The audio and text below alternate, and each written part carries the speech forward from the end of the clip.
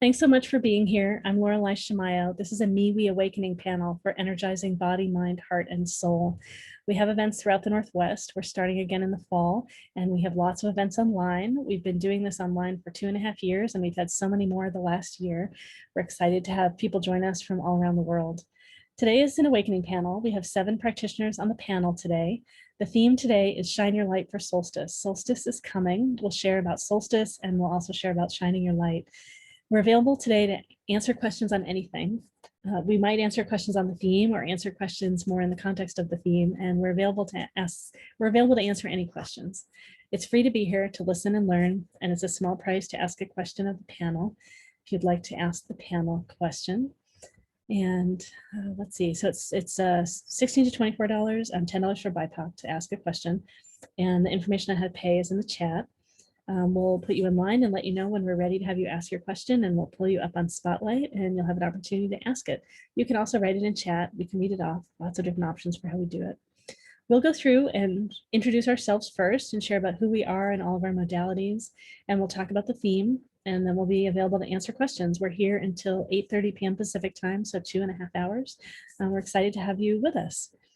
Let's see, so let me get the practitioners up on stage. And then we will start our introductions. Let's see, so in practitioners, I think let's do like 2 to 3 minute, maybe since there's so many of us, let's aim for like 2-minute introductions, and then let's talk more about the theme right afterwards. So let's focus on who you are and all that you do first. And then we will go around and talk about the theme after that. All right, great. Let's see. So let's start off with Susy and Donna and Sally, and then Dr. D and Audrey and Lee. All right, great. Go ahead. Hi, everybody. I'm so glad to see so many of you back. I'm Susy Parker Goins with Blue Lightning Healing and Blue Lightning Healing Meditations. I'm a channel, so I'll bring your guides through and whatever aspect is most resonant with you. I believe in helping you relax into your healing, so opening up to talk to them. I'm also an energy healer. So I do Reiki and teach you how to do the things. What I do, I get to pass on to you and teach you. I love looking at past lives and releasing those blockages that may surround you to keep you from being your ideal self or your divine self. I also have a podcast called Blue Lightning Healing Meditations. It's on Spotify and Amazon Music, Transformation Talk Radio. You can go to anchor.fm and access it there too. And that I talk about a topic on Thursdays, and then on Mondays I'll upload a meditation related to it. What else? I just got off of a podcast with my friend Natasha Venter. So we talked about how opening up, being able to do your shadow work and understanding that you're not alone when you're doing this stuff. And so I welcome you into the sphere here, this lovely, lovely place full of love. I'm looking forward to listening and talking tonight. Thanks. Thanks so much, Susy. All right, go ahead, Donna. Hi, everybody. My name's Donna Stower. I work as an animal communicator. I also do animal energy healing, and I'm also a medium for animals and some people that have crossed over. My work is done primarily through long distance energy healing. I use all sorts of modalities, like I can use Reiki. I'm a Reiki master. I studied Lakota healing tradition, so I bring in some of my Native American healing modalities. I use crystals, light vibrational energy, and also do emotional healing for the animals, and also spiritual and mental levels of healing. And I help their guardians learn to communicate with their animals, to understand what's going on, to ask questions of their beloved little pets and see if they can solve problems or open up channels that will help them. And for the solstice, I hope that you will really come into tonight with a bright, open heart, and be aware that there are many, many animal healers around you in spirit. Everybody has animal healer spirits, whether they know it or not, in addition to your regular people. Talk about your guides and your angels. So I hope that you can come tonight and learn some things, help yourself to grow into a great new year to come, and welcome. Thanks so much, Donna. All right, go ahead, Sally. Hi, my name is Sally with Sally Spiritual Guidance. I'm a psychic, intuitive, tarot, and oracle card reader, as well as a psychic medium. This is my time of year. I love it. I went to the beach tonight to prepare for this. I just feel like it's my new year. It's a whole new awakening. So there's just endless possibilities for everyone. I do a variety of different readings. I focus mostly on what you can do in order to facilitate something to happen. So instead of letting you know whether or not this is going to happen, I like to tell you, or to try to, through the cards and myself, let you know what you need to do to work on making that happen or facilitating that. I think that energy is always changing, and we are the captain of our own ship, and we can manifest our future as long as it's for our highest good. And that is what I try to work on with my clients. I also do mediumship readings where I try to channel your past loved ones to bring messages of comfort and healing to you. And sometimes it's just having that connection. That's all you need to be able to move forward after some kind of loss, or even if you're holding on to something for a very long time. And I'm very happy that you're here, and I hope you enjoy your evening. And thanks for coming. Thanks. Thanks so much, Sally. All right, go ahead, Dr. D. Hello, I am Dr. D from Food Alchemy Network. I'm a metaphysician, and I am an author of 3 books. A manifestation workbook. What is it? I'm trying to think. Cooking, cooking vegan and it tastes good. I haven't did this in a while. Can you tell? And also culinary alchemy for the alchemists and up and coming. So those are the 3 books that I do.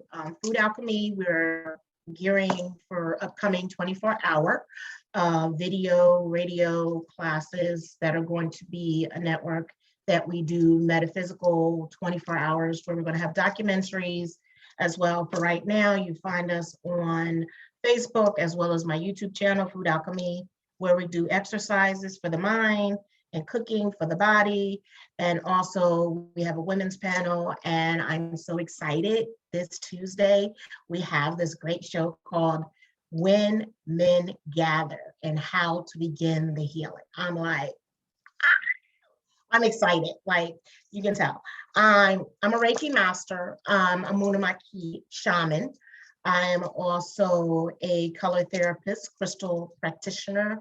I'm a doula.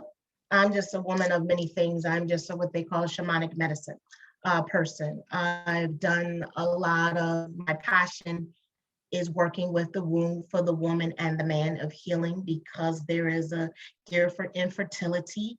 So I'm an herbalist. So that's how all of this come in play, from Reiki, Muna, Aiki, crystal, and metamorphosis is coming up next. So it's always evolving. And that's how I feel we all should be, always evolving, always learning, always the student, always there and forthcoming. So I am going to take you on a journey of doing sound healing, sacred geometry healing with biofeedback tonight. So if you have questions, I'll give you some answers if you want. I don't know if we're doing rooms to talk about really in depth what biofeedback is and how to get it to yourself. And it can be used in your home for your body, mind, soul, but also for your pets, also for your environment. So it also works on a spiritual level and how to change the vibrations. So it's a lot more in depth than what I add to it. I found out it's not just biofeedback. So I'm just learning, and I want you to stay tuned. This is a great panel. I have wonderful practitioners, and I am so happy to be a part of this. So I am Dr. D, and I hope you stay tuned. Thanks so much, Dr. D. All right, Audrey, and then Lee. You're still muted. Let's unmute. Great. Thank you. Hello, my name is Audrey. I'm so happy to be here. I love all kinds of metaphysical knowledge, whether it's Eastern, Western. Over the years, I have really digged into a lot of the research on astrology, numerology, tarot cards, destiny cards, or basically just getting in tune with the higher spirit guides. And I believe that astrology, since we're talking about the solstice today, I think that all these universal energy is like a weather forecast. You try to get into these kind of languages so that you can understand if a bumpy time is coming or we're getting calmer.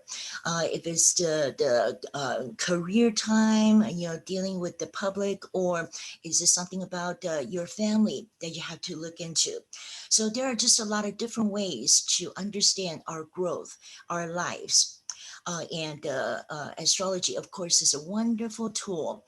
It is a language, just like anything else, like numerology, tarot cards, and all of those other things are just wonderful languages. They're not something like an idol that we worship. They're merely good language for us to use. And so I'm hoping that I can serve as that clear water to give you reflection of your life. Maybe we can talk about it. Something that wasn't clear can become clearer. Sometimes you just need another party, a third party, or an outsider to kind of point out a few things for you. So hopefully this is what we can do today. Thank you so much for joining us. Thank you so much, Audrey. Lee. Hello, hello, hello. I'm so grateful to be here. My name is Cara, and for the last 4 years, I've hosted a show called Unleash Your Light. It is all about overcoming emotional obstacles that keep us separated from the divine within, the simple spiritual practice of unconditional love towards ourselves and towards others. And when I had my awakening back in 2012, the universe said to me, share your journey. We're giving you these directives. We're sending you these downloads. Now do it and talk about it because other people are going through it too. Back then, I didn't know anything about nothing. I still probably don't know anything about nothing except that I'm a lot more connected now with divine. And that message of sharing unconditional love, kindness, empathy, forgiveness is so important in any transformation. All the tools, all the different spiritual modalities and tools that we use are literally support for our own personal connection to the light of God, source, call it Fred. It doesn't make a difference what you call it as long as you're seeking it. And just how to integrate that into every day so that you see every person as you. So you recognize the oneness between you and everything around you. And that is kind of like the magic sauce on all of the big things that are happening right now. So I'm excited to chat with y'all. Great. And I'm Laureli Shimayo. I'm an intuitive eye reader and a body psychology coach. I believe that we all read eyes all the time, like eyes are a window to the soul. You can get a sense of how you read eyes in people. If you imagine when you've met someone with dark sunglasses where you can't see their eyes, there's so much missing. And as soon as you see their eyes, there's so much there. We all see so much subconsciously, intuitively. We don't realize how much we make choices based on what we see in people. I help make that conscious for you. I describe what I see in your eyes with a set of archetypes that read your soul. It shares what your natural talents are, what you're naturally good at, what you love and why, and what you're here to share, your purpose. I can use this to help answer questions on your career path, your relationships. I can use this to help you find relationships that are great for you, for matchmaking, romance, for business, for hiring. I read not only your talents, I also see how you most easily communicate, what motivates you, how you protect yourself, all kinds of things. So it also shares all sorts of lessons on your path. So I can help you open and expand and share the best of who you are and set aside the things you were taught to be that aren't really you. So relevant for shining your light on Solstice. I use my body psychology coaching, or I study with a number of somatic psychotherapists to help you move through those lessons, to help you be more aware of the signals that your body gives you all the time, and to utilize your body to shift when you get stuck. There are all kinds of different postures you can shift in to help shift out of fear and things like that. There's lots of different things.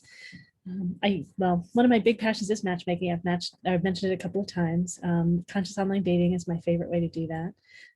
Yeah, this is a bit about me, and I have a book on the 7 talents, and one of the most important traits that I read in people. That's sweet spot. Leverage your talents in leadership and life, and I also use this for love.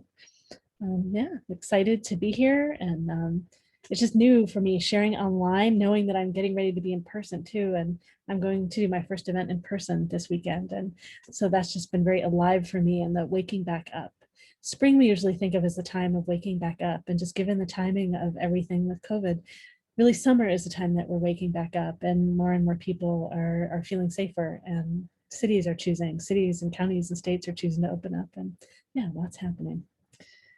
Well, yeah, those are the basics about me, and I'll put the information on the practitioners in the chat again, so you can see all the information about them and also their specials. And one of you sent me another special. If anyone else wants to send me a special, go ahead and do that. Let's talk a bit about the theme. Shine your light for solstice, or shine your light on solstice. I think I've written it a couple of ways in different places. Really, it's about solstice, right? And the bright shining light of the sun and shining our own light. And there are all kinds of different perspectives on this and the meaning of solstice, just all sorts of things. So go ahead, everyone. We can go around again and go ahead and share a minute or two or so. If there's something you want to share about the theme, like what does it mean for you personally? What does it mean in the context of the work that you do? Anything personal about what this time is for you? Go ahead, whatever you'd like to share. And you can go in any order, whoever wants to jump in. I'll go first. Great. I just posted on the chat a little, just a 1-minute read about what solstice is, and also what time it will be for us in Washington State. And also, if you're interested, the time to watch it the night before at Stonehenge live from cameras coming up around the rocks. You can, it's a Stonehenge Heritage Foundation puts it on, and it's 4:50 their morning time on the 21st, but for us it'll be around 8 o'clock at night, so you can watch that. I've done it before, and it's really cool to be there ahead of time and then just watch it slowly lighting up, and then to see the sun come up between those 2 huge rocks. It's really cool. I wanted to mention also about solstice, because the summer solstice and the winter solstice, but solstice means sun, sol, and it means stopping of the sun. And I just wanted to kind of explain that a little bit so you could understand. It's all of the ancient civilizations and Native Americans all understood that when you got up in the morning and saw the sunrise, that in the wintertime it was further to the south. And then as the year went on and you came to the top of the summer, that it was at its furthest northern place that it would rise on the horizon for you. But the thing that's really cool about it is the reason it says that it's standing is that the 3 days of the summer and the winter solstice, it appears to your eye as though the sun, if you have been marking it with a little peg all the way along for 6 months, it appears to your eye and to the elders that follow these things that it stops. And it's sort of an illusion, but it really does appear that it stops for those 3 days. And so it's a time that I think all of us kind of need to, are being stopped to think about, take that breath and think about where we're going and what we're going to be doing for the next 6 months to the next solstice. And I have a cute little Native American story. I don't know which tribe, but I just thought it was so cute. There was a mosquito and it was watching the sun, and the sun just stopped. And it was just sitting there, and the mosquito was watching it one day and the second day. And it's like, why aren't you moving? And the sun said, I don't feel like moving. And on the third day, the mosquito bit the sun on the ankle, and the sun jerked and said, I'm on my way. And he started to move again. So I thought that was a cute story of explanation of how the sun started to move south again after the summer solstice. So I think if you take this time to think about it in that huge sense of the universe, not just our little earth, but how we view the sun and that huge amount of space and time that we exist in, and how we use it to grow our own souls as we move forward. So I hope tonight that you'll find lots of love and support, and ask all the questions that you need. See you soon. Thanks, Donna. Yeah, anyone else want to share?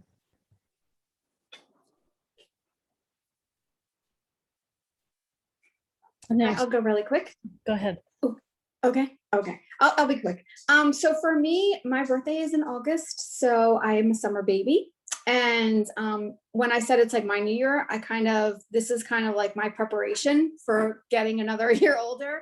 And my other, like, what do they say, turn around the sun or whatever it is, so it's significant to me in that way, because I always know that I'm getting, a year older, and I have to reflect on everything that I have accomplished over that year, what I still want to accomplish. I survived, that's accomplishment, those type of things. And I kind of use this energy for, again, like I said, my clients, to try to get them to work on themselves. I really just truly enjoy when someone comes to me for a reading and says, what can I do to work on this, or what can I do to maintain a happy relationship, or what can I do to facilitate like healing in my relationship, instead of saying, when are they coming back? When am I going to be with someone? When am I going to find the man of my dreams or woman of my dreams? So for me, I just get this invigorating feeling when the summer solstice comes, and I just feel like it's everyone's chance to kind of, and everyone can have a different time of year where they come alive, but for me, this is just when I come alive, and it's my time to like set my goals, and what am I going to do to change myself, and what have I done so far to do that? And that's what I think of it. And maybe that's wrong, but that's how I feel. Thank you. Thanks, Sally. Who else wants to share? Audrey, go ahead.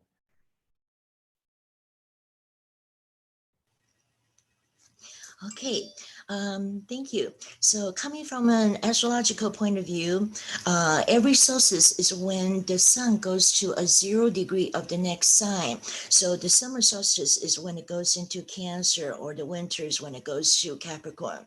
So whenever it goes into, a mark, okay, so, starting from a new, it's like going back to 0, or we're starting from a new perspective or a new reference of time. So everything is set up to a different kind of a standard, regardless of what happened just 2 months ago or a month ago. So in this time, we have a Scorpio moon to mark the summer solstice. And then we have some emphasis of the home and career. Probably a lot of people will be thinking about career matters. And that will certainly come out. But of course, a lot of people will be doing the balancing act. Oh, is the home more important, or is the career more important? Now, there is also a little bit of a confusion in the communication area. Maybe is, what you say to your siblings, your roommates, or at work with coworkers. So there is a little bit of that communication confusion that we need to watch out for. Otherwise, there is very, very good and free energy. A lot of people may still want to go out and let themselves loose, or possibly because of the pandemic time that we've been all stuck inside for a long time. So there's this desire to go out and not be bound, not be stuck in a cave. So there is certainly that, and there's just so much to talk about. I think that's just to start, just a little bit for everybody. But how it applies to your chart, or how it applies to your life, we can definitely talk about that more in depth. Thank you. Great. Thanks so much, Audrey. Go ahead, Susie. Got to find me on the screen. So, Audrey talked about the astrological aspect. If you're looking at it from the wheel of the year, the solstice is the longest day of the year. And everything leading up to that, since the winter solstice, which is the shortest day of the year, it just seems like it was all uphill. You're gearing up to do the planting and to start your reaping the harvest. And honestly, last year just seemed like all uphill for me. It was just working so hard to get it. So now, with the solstice coming and the days are getting shorter with the nights longer, we're on kind of, it feels to me, a downhill thing where we take that time to consider where we've been, what have we done, where are we going, and with the equinox that happens, that's when everything's at the same length. it's winter on where folks start to plan for what's going on. So for me, the solstice is an opportunity, yeah, to celebrate what we've done, where we've been. It's summer, yeah, it does stay later, longer, and I am getting that right, aren't I? Equinox. Okay. Sometimes I get them mixed up. I'm a bad pagan some days.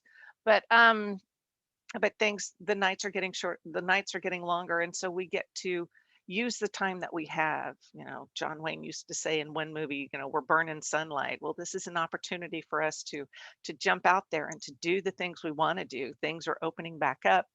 We're getting back to a different kind of normal, but we are still getting back into some sort of interactive means, an interactive way of life. And so taking the summer to enjoy ourselves, and then as we get colder and the nights get longer, we can start that introspective and see where we've been. And this is, I love the way that it's all assigned, and it all works out that way. So it's that nice even keel. This is the way life goes, and you understand it. So the solstice, yeah, let's make hay while the sun's still up. Thanks. Fun. Yeah.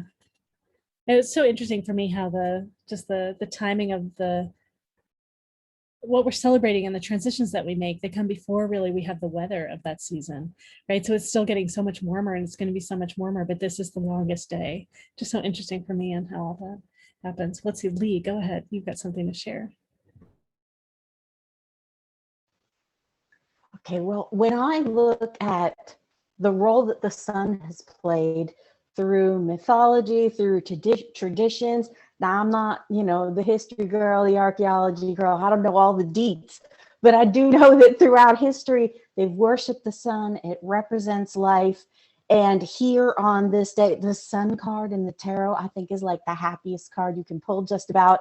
It always represents this life. And so on the longest day where the sun is up the most, it used to be you worked when the sun was up. So when the sun went up, you did the most work on the longest day. And even though there were celebrations around it in cultures, that was your burning daylight, exactly like Susy said. You got to get this stuff done, because usually they would be harvesting one set of crops and planting a new one. So when you harvest a crop, what do? Now you strip it for what you can use for it. You take it apart. You use all the different pieces that you have plucked and harvested from the earth on the day that is the longest, on the summer solstice. So when we can do that in our own life, where we examine those things that have come from the seeds we planted during the quarantine or even years prior to that. And then see, now what can I replant in this space? What needs to be new? And use that energy of life to make a change. Because so many of us know that we want a change in our life, but the thing that we tend to ignore is the fact that that life that we want to look like doesn't look like where we are now. And the only thing we can do to get to that life is change this life. And there's so much fear around change because we really don't know what's on the other side. Can we get to that image of what we think things should look like? And so this building time, and I don't know if the rest of you have noticed this, but I have certainly noticed a quickening of the processes of purging and healing and manifesting, where they're coming much closer together energetically from the time that you plant the seed to the time that you get to harvest. And so having this solstice in the middle of this like energy push on almost fast forward, it feels like sometimes, is really an amazing, powerful tool for self-transformation, because it's all about the seeds we planted are within ourselves and how we change, because that changes how we react to others, which in turn changes how they behave and just amplifies that energy of unconditional love. So I love the summer solstice for restarts, for reasserting, for I like to renew my vows with the universe, usually is what I do. And I renew my vows of service to the message of unconditional love. So that's how I personally spend it. But I find it to be very fascinating, the shifts in the energies this time. Great. I love all the passion that you all shared. Sorry, my computer was saying I was muted. Yeah, it's just great. Anyone want to share anything else about solstice or the meaning for you, or how it's expressed in your work? I guess for me, I'm really passionate about the first part of shine your light. I think it's always a time to shine your light. Solstice is a time that reminds us, right? It's our opportunity to shine our light. There's beautiful light in everything that is alive. And really the reason why we're here is to allow the unfolding, right, of whatever's in the way so that we can shine the best of who we are. So one of my favorite things is helping people get a sense of their purpose. Often it's invisible to us because our purpose is so easy for us. We naturally do it. And so we often don't realize that we're doing it. We imagine that it's easy for others too. And we fail to see that it's the unique gift, that the blessing of who we are. So I love being able to help people see that and value that and give themselves more permission to share that in their life, in their world. Sometimes it's hidden, sometimes it's covered over, and there are things to, to love and allow to loosen so that we can share the best of who we are. But often it's there. It's really allowing ourselves to put our attention on it and to love it and to nurture it, to grow and to express. So, yeah, I'm excited the questions we might have today, and just excited to work with you all. I don't think we have anyone in line right now, so if you have a question for the panel, you can get right to the front of the line. It's $16 to $24 sliding scale and $10 for BIPOC to ask a question, and probably all or almost all of us will answer your question and share something with you. It's a great opportunity to get insight from many different directions at once. Yeah. And if while we're waiting, if anyone has any just general questions about solstice, or about like what does it mean to shine your light, we can speak to that a little bit too as we're waiting. Yeah. And if you do want to ask a question, as soon as you've paid, please let me know so that I can get you right in line. Yeah, just let me know in the chat. Any other comments on? Oh, Lee, go ahead.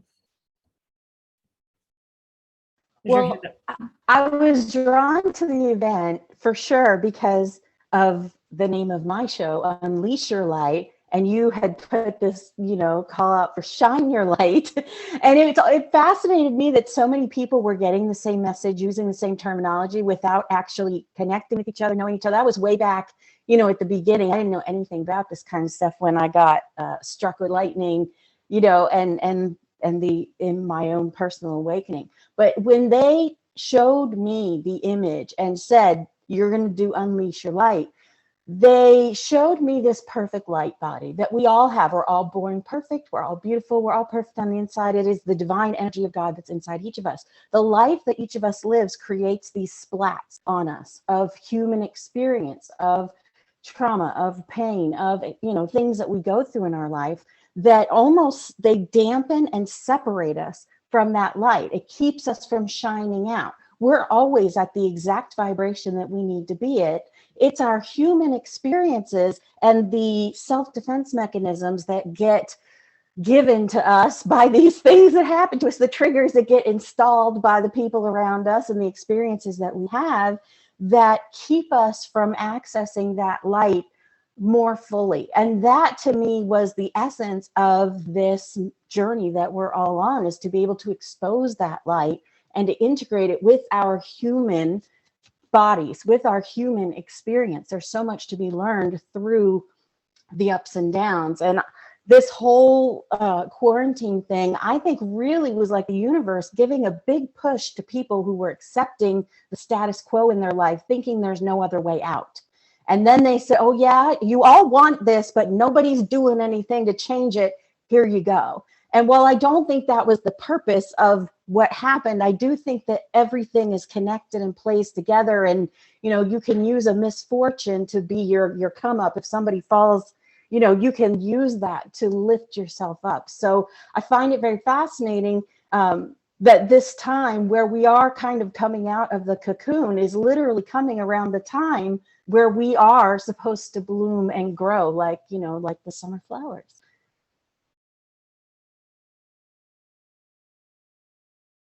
Yes. Oh, all right. Thanks so much, Marianne. Marianne has a question for us. Let's get Marianne up here. All right, Marianne, if you turn on your video, I'll be able to get you up here on Spotlight. Sweet. All right. Okay. Great. Thanks so much. What is your question? Well, my question is, what do I need to do to be prepared for employment now that COVID is almost here in Oregon? If we get another 2% vaccinated, all the restrictions can be taken off. I'm a month past my second shot, and so I'm starting to look for work again. And it would be helpful to know which of the options that I have might be the best direction to go, because I just realized I really need to be using my intellect more than I have over the last several years since I left my job in 18. And That what was my second retirement. what were you doing before? Well, I've been doing a home care provider for DHS and another organization that supports people staying in their homes when they have disabilities or when they're too old to or too disabled to be out. And also I've worked as administrative executive and personal assistant with a lot of computer stuff. Plus, I just oversaw a huge infrastructure replacement here at the community that I live in as the operations manager. And I was president of the board of director for 2 years before that. Great, great. By the way, if you want to, I can put my email address right in the chat. You can email me your resume and I can give you feedback on your resume as part of your answer to this question. I do lots of hiring work, so I end up seeing lots of resumes. I'll have to do that after. Okay. It's on the other computer. Yeah, sure. Yeah, sure. Great. Okay.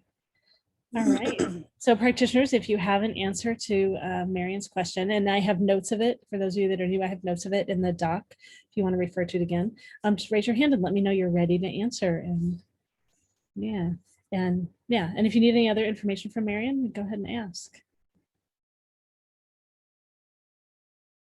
And Marion actually is, not everyone may know you on the panel. Could you share just a little bit about the other work that you do too, so that they have it in Okay, I do energy healing work and intuitive interrelationship clearing, kind of just whatever shows up when the question presents itself. I'm not exactly sure how to, I'm not exactly sure what else to say. It's great. And Marion, by the way, is going to be on the Anything and Everything panel that's tomorrow. So yeah, great. All right. Yeah, okay. Audrey, go ahead, Audrey. You have to take yourself, oh, there you go. Yes, my fingers are fast enough, sorry. Okay, so I'm doing a little astrology, just looking at the chart. So I'm gonna use a little bit of astrological language, if you don't mind, just to make confirmation. And in the chart, as we're speaking today, there is the Uranus in your 6th house of work. So that means there is going to be a very sudden development of getting a job. So I definitely feel that you are going to be very happy, pleasantly surprised of getting some kind of a work, very steady work. And then also the channel of getting the work is through people you know. So, just kind of spread the word out, tell, certain people, hey, I'm back in the market. I would like to do this and that. I feel that it's not just about taking care of people physically, probably some paperwork as well, or giving information or giving education, giving instruction like, oh, you need to do this, or, oh, this is how you can get better, or, oh, just sharing the information is a part of the caring. So definitely happening very, very soon. Okay. Great. Thanks, Audrey. All right, go ahead, Susie. Hey, Marion, I was Hey, pulling. Susie. How are you, honey? I was pulling cards from my Tarot of the Spirit, and I'm looking at them going, I don't know, man.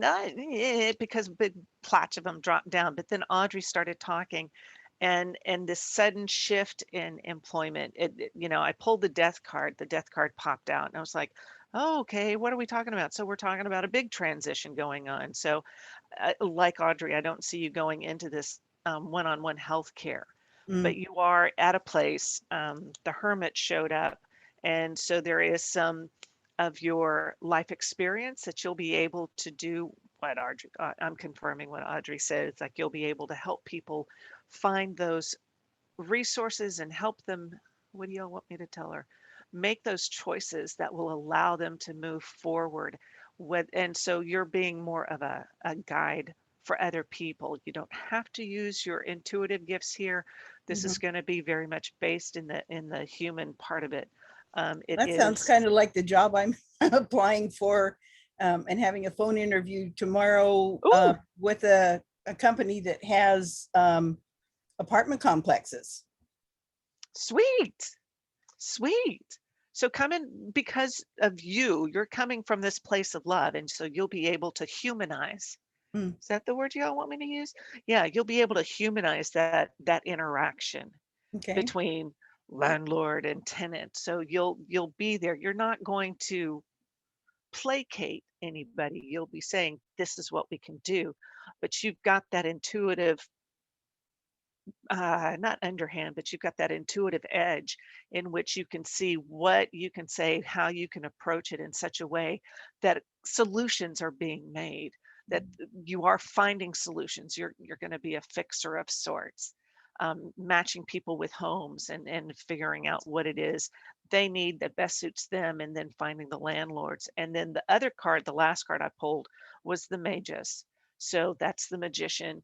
You know all the things that you need to know, and you're going to be pulling in your previous experience and all of these tools, because you've got this incredible selection of tools that you can use, these skills that you can use to help enhance other people's lives.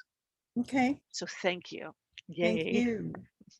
Yeah, the other thing that I liked is that they're a dog friendly office, and I can take my dog to work with me. And that will help you feel better and put you in that groove. So, okay. I'm excited for you. Good luck.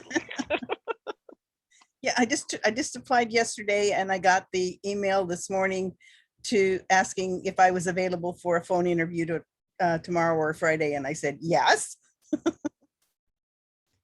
Great. All right, we've got Lee and then Donna and then Sally. Go ahead, Lee. Hi, Marion. I'm excited for your interview. I would say the thing that they said to me was first to think outside of the box. And so the things that may have been your traditional roles before, like Susy touched on, you're going to be using pieces of it to form a whole new role that maybe you haven't stepped into before. So just like I was saying in the little intro thing, don't allow any misgivings or fear to stop you from stepping into that really strongly. And I like the words that I got so strong was coordinating and connecting, like organizing and bringing together. Like this, you have a way of putting together a lot of pieces that don't seem like they should fit, but you make them fit, and it seems like you're the only person who can do it. That's the position that you're gonna end up in. So that was like what the universe was pressing on me to pass on. So break a leg in your job interview. Thank you so much. Okay, go ahead, Donna. Hi, Marion. Hey, Donna. The word that came immediately to my mind was hybrid. Mm-hmm. And so I got that everybody else has said exactly what that name implies, that you're going to be using all of your strengths that you have gained from your experiences previously. And I was also told that because of those experiences, you will have tremendous strength and I don't want to say willpower, that's the wrong word. Not determination. How about persistence? Strength and wisdom to be able to do that job. And I don't know who just said it was going to be a big explosion. Was that you? I don't know. Somebody said it was going to be like a big, quick change for you. Well, Maybe- Neptune is kind of like that. Or Yeah. Uranus. It was Uranus, wasn't it, Audrey? Yeah. Yeah, yeah. Uranus, lightning mean- bolts and earthquakes. yeah. So I don't know how much quicker you need than 24 hours, but I think that's pretty cool. So good luck to you, dear. But Thank I you think so much. you're going to do great. I have no. Thank No. you. Right, go ahead, Sally. Hi, so I just pulled a bunch of cards because things just kept flying out, and the messages I got was the uncertainty will lift soon. That's what this card says. I got a vibe of like you needing to put things out into the universe, but then trusting the universe. One of the cards I pulled says, I let the universe catch up with my dreams. Okay, so you have to make sure your dreams are ahead of the universe, but then at the same time, trust that the universe will provide as soon as they can, right? And then I got hope. So again, be hopeful. I also got this friend card, which makes me feel like kind of relax and just let things flow. Maybe not put so much thought into it, kind of like, you know, the law of attraction, that type of thing. So express gratitude for it already happening and then just let it go. Hang out with your friends, or like, don't be afraid to get out there into the world too, is another message I'm getting very strongly for you. Because we have to, I feel like you're going to have to be out in the community with this job. So you have to get rid of that fear. And if you're not out in the community, I just feel like you're going to have interaction with people. Is there like a legal aspect of this job where you might be doing some kind of legal stuff? Probably having to do with the contracts, the leases. Okay, yeah, because I got the justice card, and look at her, how she's just sitting there so sure of herself, like her little bit self. So I really do feel like this card means that you're going to get what you deserve. Also, at the same time, what you put out into the universe, you'll get back. And then we got the world card, which I love, is my favorite card, you know, the completion card, new cycles, new experiences. Also could be traveling. Maybe you'll have more time to travel. I don't know, or just get out and, you know, be around different people. But I also feel like this is just a new cycle in your life, kind of letting out with the old and in with the new. So it kind of went along with what everyone said. Kind of getting out of the quarantine and back out into the world. Yeah, exactly. Look how happy she is. She's like, woohoo! Yeah. I'm going. So yeah, I think I think it's going to be a really great thing for you, no matter what it is that you do. But just make sure you let the universe know exactly what you want, and know that it will happen. That's very strong in these cards. Great, thank you. You're welcome. Something that's really interesting is when I went to pick up the application to renew my certification with DHS, I didn't have my social security card on me, so I couldn't give them my ID. So I just brought the packet home. It may just sit there, not filled out at all. Yeah. Based on what everybody's been saying. Yeah. So the talents that you have in your eyes, I'm not certain of the order. I think they're server, scholar, and warrior, and you've been doing work that's exactly those different talents. Server's about honor and love of people as they are, wanting to see and meet them and have them know that they're whole and lovely as they are. So really kind and caring. Scholars about absorbing information to build knowledge and share knowledge, put it together in a map, have it be useful. Warrior in particular wants it to be useful. It wants things to be grounded and practical and productive. So scholar and warrior together see systems. And so seeing systems and using systems in a way that really cares and honors people. So just, and people have said some of the different words of the things like that are mixtures of that too, or that, you know, that I see from that. It's, I mean, if, for example, you wanted to, it sounds like you want to work for someone else, or, you know, where you have a regular paycheck. That an example of like a blend of all the consulting work that you could do is working, for example, with seniors or anyone else that's having trouble sorting out, organizing their life, organizing the physical items in their life, sorting out where they want to live and how they want to live. You probably, right, you could do organizing and help organize various aspects of their life in terms of some of the admin, as well as doing energy healing and all kinds of different things for people. So helping people unstuck and organize in all sorts of ways like that, coordinate if they needing to move and things like that. So just all those different pieces. So it just seems like there's a whole lot of like consulting and healing business that you could do all together, you know, intuitive and healing and organizing. Yeah, so just lots of different ways that you can offer what you do. That all makes sense to you, just all those things? Yeah, yeah. What do you, so what do you find the most joy in, or what, you know, specific examples when you've done this different types of work? What are the few things where you just felt so much joy in it? when some part of what I've done has brought completion or a good outcome. When what I've done has made a difference in the workplace. And is it that it really, is it that it gave people in some form or gave the business in some form what it needed? Like you really met that need, or that it's, that it's better. It's really, it's just meeting what they're asking for. Yeah. I guess one of the things that made me happiest is when I only had 3 weeks to learn a very complex job that I needed to fill in while the gal was gone for 3 weeks.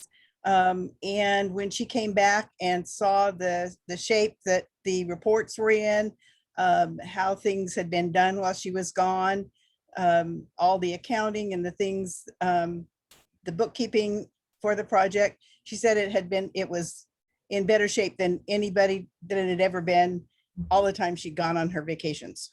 Wow. And I had to take, receive inventory, match it to the orders, ship it out, build them, receive the payments back.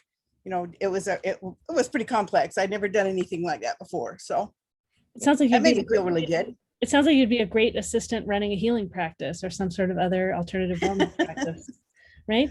And as an example of how you can, I think of taxi jobs as a job from getting you to here you want to go. So if you're wanting to build your own healing practice and have that be the thing full time, some form of that, putting yourself in a job that's practical, that uses your past skills, but has you in the context of where you're growing and going, so that you learn more about how to run a practice at the same time. Like that's an example of something that really takes you further on your way.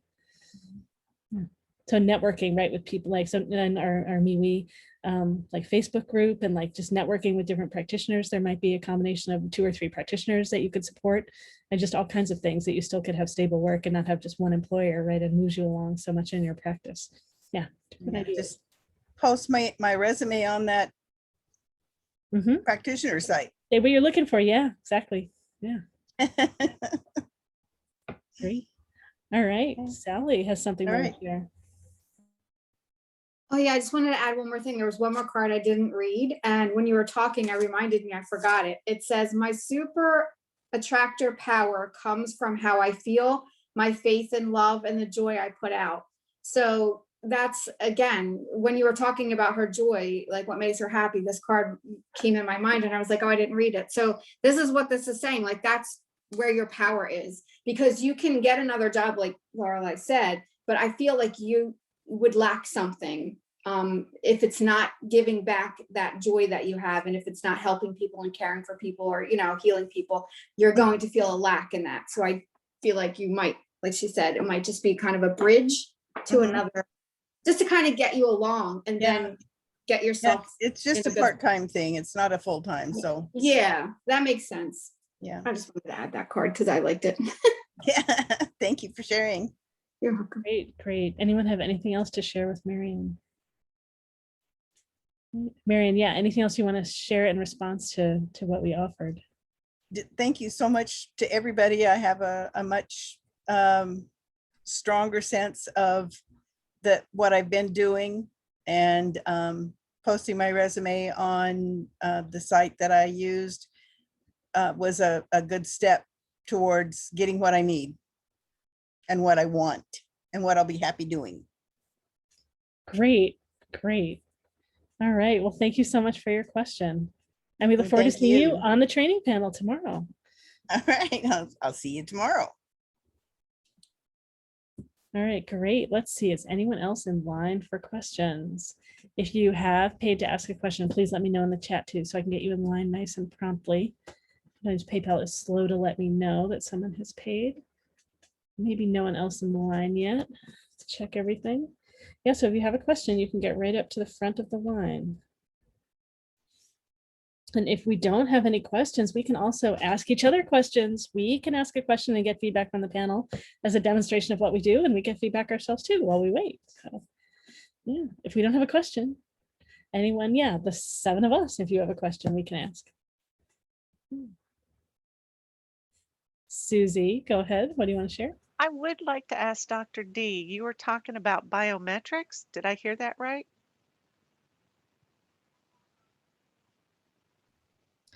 Oh, Dr. Dr. D, D? go ahead, maybe repeat Dr. your D? question. Okay, Dr. D, did you say something about biometrics or biofeedback? I didn't catch that, and I'd like a little more explanation on that. Biofeedback. Biofeedback, okay. You want me to explain what Yeah, biofeedback is? please. I would love to hear about it. I haven't seen you for a while, and so the food alchemy, I think, food is important in how we respond to it. And I was just talking to somebody about how we open our intuition and that can affect our relationship with food. But yeah, you've got biofeedback going for you. I'd like to know. Could you please explain that for me, please? Okay, For everybody. there's different forms of biofeedback. Biofeedback can be done with sacred geometry. So you know the mandalas, they have sacred geometry and healing behind that. And then there's the one with the sounds, the megahertz, 428, 432, 563, 999, and so on, so on. These megahertz are also part of biofeedback. And then you have the different colors for the different parts of the frequency. Sorry about that. Machine says, I want to work right now. Okay. Sorry about that. No, so the biofeedback I'm familiar with is like stickers that they put on you, and you monitor your breathing and your heart rate so you can work with that. But that's not what you're talking about, No, right? this is totally different biometric. It's basically biometric. You still do the facial recognition, the voice recognition.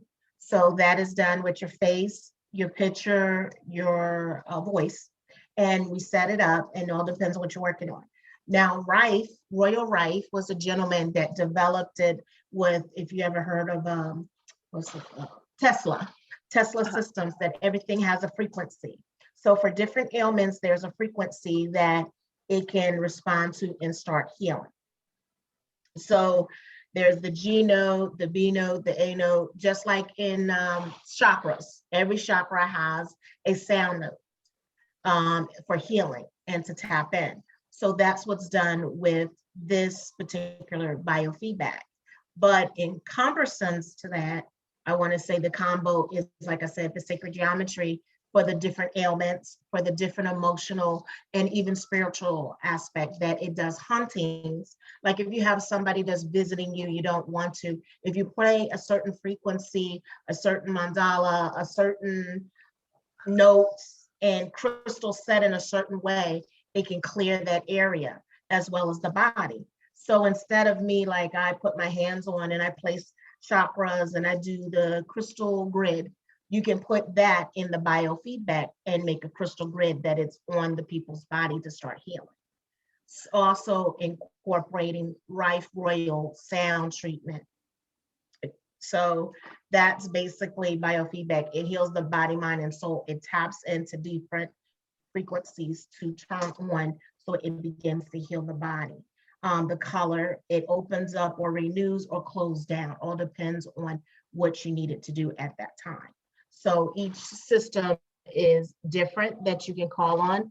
I have a variety of 5 different ones that I do and I offer and I add different herbs into that as well as doing the biofeedback, because different herbs, you can place them as well as essential oils, you can place them. Everything that I basically do, I put that in that system to basically start to heal. They used to have a system called Zyatote back in the day. I mean, way, way back, like early 90s, I want to say. And basically it was done with Young Living. Young Living was the guinea pig, where they would say, this is the essential oil that you need. And it would be your body, you put your finger and you would go around it. So you can do this too. You can have the rest. It's almost like, what is the other one? I'm trying to think at the top of my head. There's another one you put on your head, you put on your breast, and it builds your system like the biofeedback. You know what I mean? And you're standing there and you're getting healing, but it's with electrical currents. But this one, it can be done from a distance, and you can send it to people with their birthday, video, voice, and also there's a one that I do biofeedback for their intentions. So say that your intentions, you want to manifest like abundance and wealth and all that stuff, which is basically everybody. So I said, when you see this, figure out what abundance and wealth is for you, because is it going to affect somebody else or throw them off kilter? So when I say abundance and wealth, and I say for the best, highest conscious good of everyone, where I'm not hurting another to take. Right. So the way you word your intentions, that system use our Vedic system for the healing for biofeedback. Then you have the biofeedback for your water. So I mean, I have different biofeedbacks for a multitude of things. And for me, I like it because of the color. I've been doing color therapy for years, and then the vibration, it was like, wow, it takes it to another level, and especially essential oils. Did Young Living back in the day and was teaching the people how to use Young Living oil that they didn't even know, or, you know, it's just, I just happened to be born at the right time where spirit was like, you know what, you know, herbs, we're going to take you there. And then it became oils, and it became bop. So all of this can be incorporated in there. And also it works on meridians. So it'll tell you which meridian is off, so what you need to work on. I did do a treatment with one of the people here as an exchange. And I'll let her tell you about it, and if she wants to share, but she's not here right now. But that was an exchange that we did. When I met her, I was like, I just felt this is what I needed to do. And she responded very well. So the thing, it can change your life in different aspects. I've had more testimonies of people's financials actually improving after doing a treatment with me. I've had people's health doing treatment with me. I myself had surgery, major surgery around in April, where I've almost expired. And I didn't think to do it. I was actually got out the hospital being superwoman, not thinking. I did biofeedback on the person that had mercury poison. She has not been able to sleep for 5 years. So I outlined a program exactly for her, and program what I wanted to do with my crystals, with my oils. Wherever I go, I take my tools with me. And I had a ball in Palo Alto for that reason. She slept soundly and told me it was the most insightful, beautiful, restful sleep she's had in 5 years. And I was shocked. And I was like, okay, I didn't still think to do it on me. I'm worried about everybody else. And it wasn't until I came home and I was running around and working with my dog, and I broke my toes because I was supposed to be resting. Broke 3 toes on each foot. So everybody see my little baby Chakra, my American Terrier. I didn't really think anything of it. And it was like, Spirit's like, hey, you. Didn't I tell you to sit down? Hey, you. Did you hear what I said? You had major surgery. You almost died. Hello? Do you want to meet me sooner? Oh, okay. I'm going to have to do something else. So I broke my toes. And for there, I had to actually sit down. And then someone said, oh, you've been doing Reiki and everything on everybody else. How about you? And I go, I had an aha moment. Then I was like, well, you know what? I got this channel I'm setting up. I'm supposed to travel and go to Colombia. I got all these excuses why I didn't do it on myself. Now, everybody that's saw me, used to see me on video limping and everything. Now, if you look at the videos for the last 2 weeks, I'm not limping. I can run up and down my stairs now. I couldn't run up and down my steps. I actually can take my baby for a walk. And my baby, American Tire, he's like 20 pounds. So when he pulls, you got to have that strength to pull. So we walked, and I walked yesterday just to prove my point. We walked for an hour. I didn't feel tired. I was like, oh, what happens when the doctor becomes the patient? And I could see from the treatment, because it lets me know what is off prior to. And I could see the elevating. And I already said, well, I already know my body's going to heal. I already know I'm going to be better, because all I needed to do was pull this IV filter out of my body, but it came out of my major artery in my neck and it wasn't healing. So I was just determined, I'm going to do this. And then I just spoke to Miss Laureli, and she was like, well, maybe it's not the time, and you're just gonna have to slow down. And then Audrey and everybody's telling me, and I'm like, you just don't know. I got goals. This is what this is supposed to be. I changed destiny. That's, but it helped. I can say I can walk. I can say my face is clearer. If you can see, I have a new form. I've got in touch with other things of premortal beings. And like I've been saying on my show, y'all in premortal, y'all can be premortals. I'm beyond premortal now. I'm in my Godship. And if y'all don't know what that is, y'all need to come and find out and ask them, what does Godship mean? Godship means that I am a God and I'm walking within myself. Like I explained to people, you are the devil, you are the God. Everything that you seek outside yourself, you don't. Go within. Everything is within. So tuning into that, it was like, I was actually laying down and meditating. Like, oh, it's 4:44. It's 4:44. I kept saying 4:44. It's 4:44. Okay, I'm doing good. Then it says 111. Oh, I'm like, okay, I guess I'm doing real good. Every time when you're in alignment, the universe will meet you. That's what I can say about doing biofeedback. It actually opens your conscious mind for you to meet your higher super subconscious self, not your subconscious, super subconscious self, that you're able to align. That's what it opened for a lot of people, but also for me, it just opened me at the level to be able to go in another direction of traveling. I've been traveling out of dimensions, but not recognizing. So that biofeedback helps you realize this is what you're doing. It shows you, and you'll see results. Now, if you have unresolved anger, I'm going to be one to tell you, it's going to bring it up. So that's something that you need to work on. I had one client just flipped out. It's like, I had this treatment and I was just crazy. You didn't realize that you were harboring anger. Sometimes we don't realize that we have anger inside ourselves, and then it's brought to like, it's magnified, but it magnified. If you're dealing with something, it's like this biofeedback makes you to go, oh, that's me. See, mine was, you don't know how to stay still. You're still not sitting still. Hello? That was me, because I'm a busy person. I want to help everybody.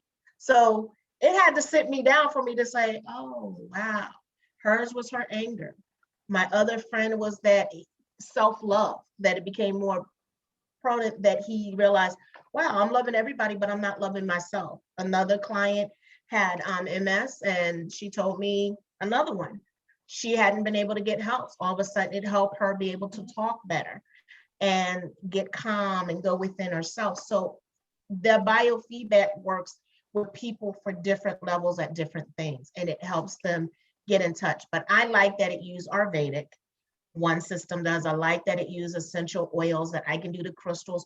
Even if I am not here, I can, just like Reiki, you can put it in a bubble and you can send it. Muna Aiki, put it in a bubble and send it. This, you can do the same thing, but it's what we call a capsule of everything that you do. You put the energy and you send it to a person, and they can get treatment for that capsule for 7 days without having to get in touch with you. Now, that's what I like as well. I'm one of those people, I don't want to see you all the time. No offense, I like the money.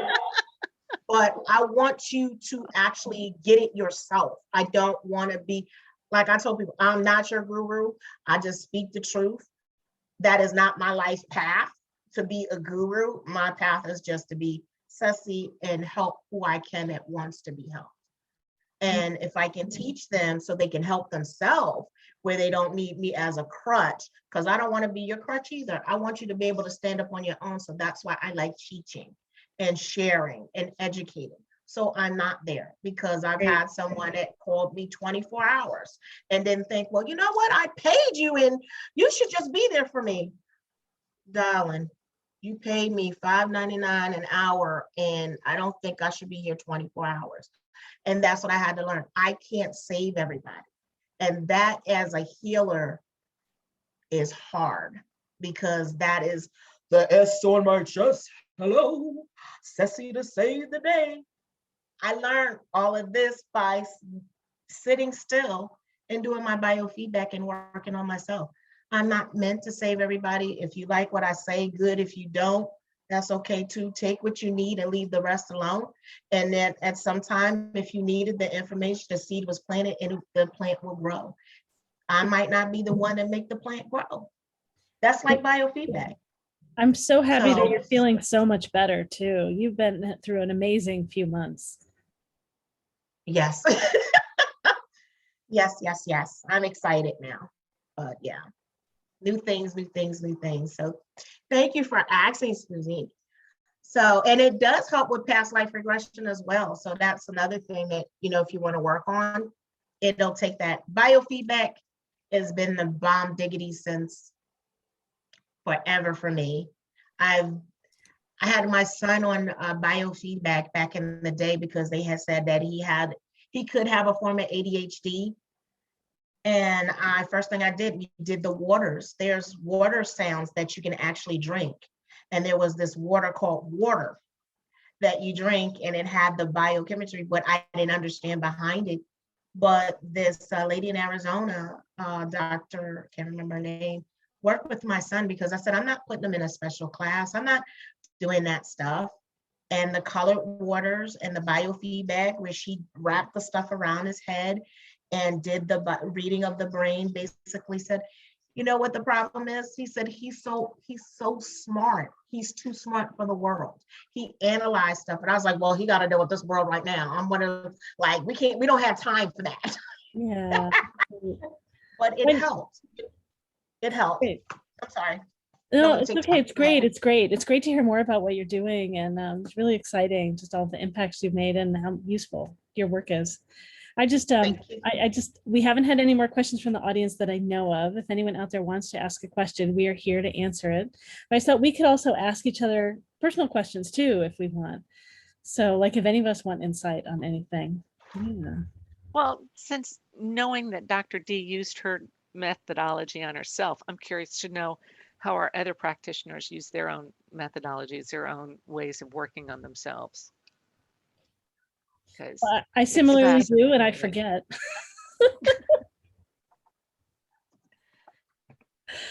Oh my gosh. I don't read for myself very often at all because I can't. Because I'm gonna make the cards say what I want them to say. You know what I mean? Or I'm gonna make them, like when I was going for my cancer treatment, I would pull cards like, so stupid. What's gonna happen? And then I would look at it and be like, oh my God, I'm gonna die. Wait, maybe I'm gonna do fine. The scans are gonna be clear. No, they're gonna be terrible. So I stopped because I was making myself crazy, because it's hard for you to like step aside. And they say, like, as a medium, you have to go to a different medium too, because you can get everybody else, but it's hard to get your own people. So I will pull cards for myself, but I try to tend to pull more like these cards that have messages on them.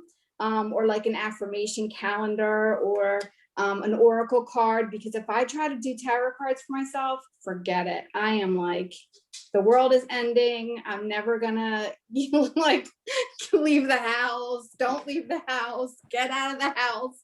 Yeah. So does anyone else feel that way? Like, does anyone else that reads cards feel that way? I'll pull cards and go, nah, I don't like that one. Oh yeah. I'll Like, put it you back put it back in. in, it comes back out again. You're like, I'm sorry. I think I told you to stay inside of there. Time for a new deck here. So I have a girl that we swap readings like once a month. We will read for each other because it's just so much better for both of us to like kind of read for each other.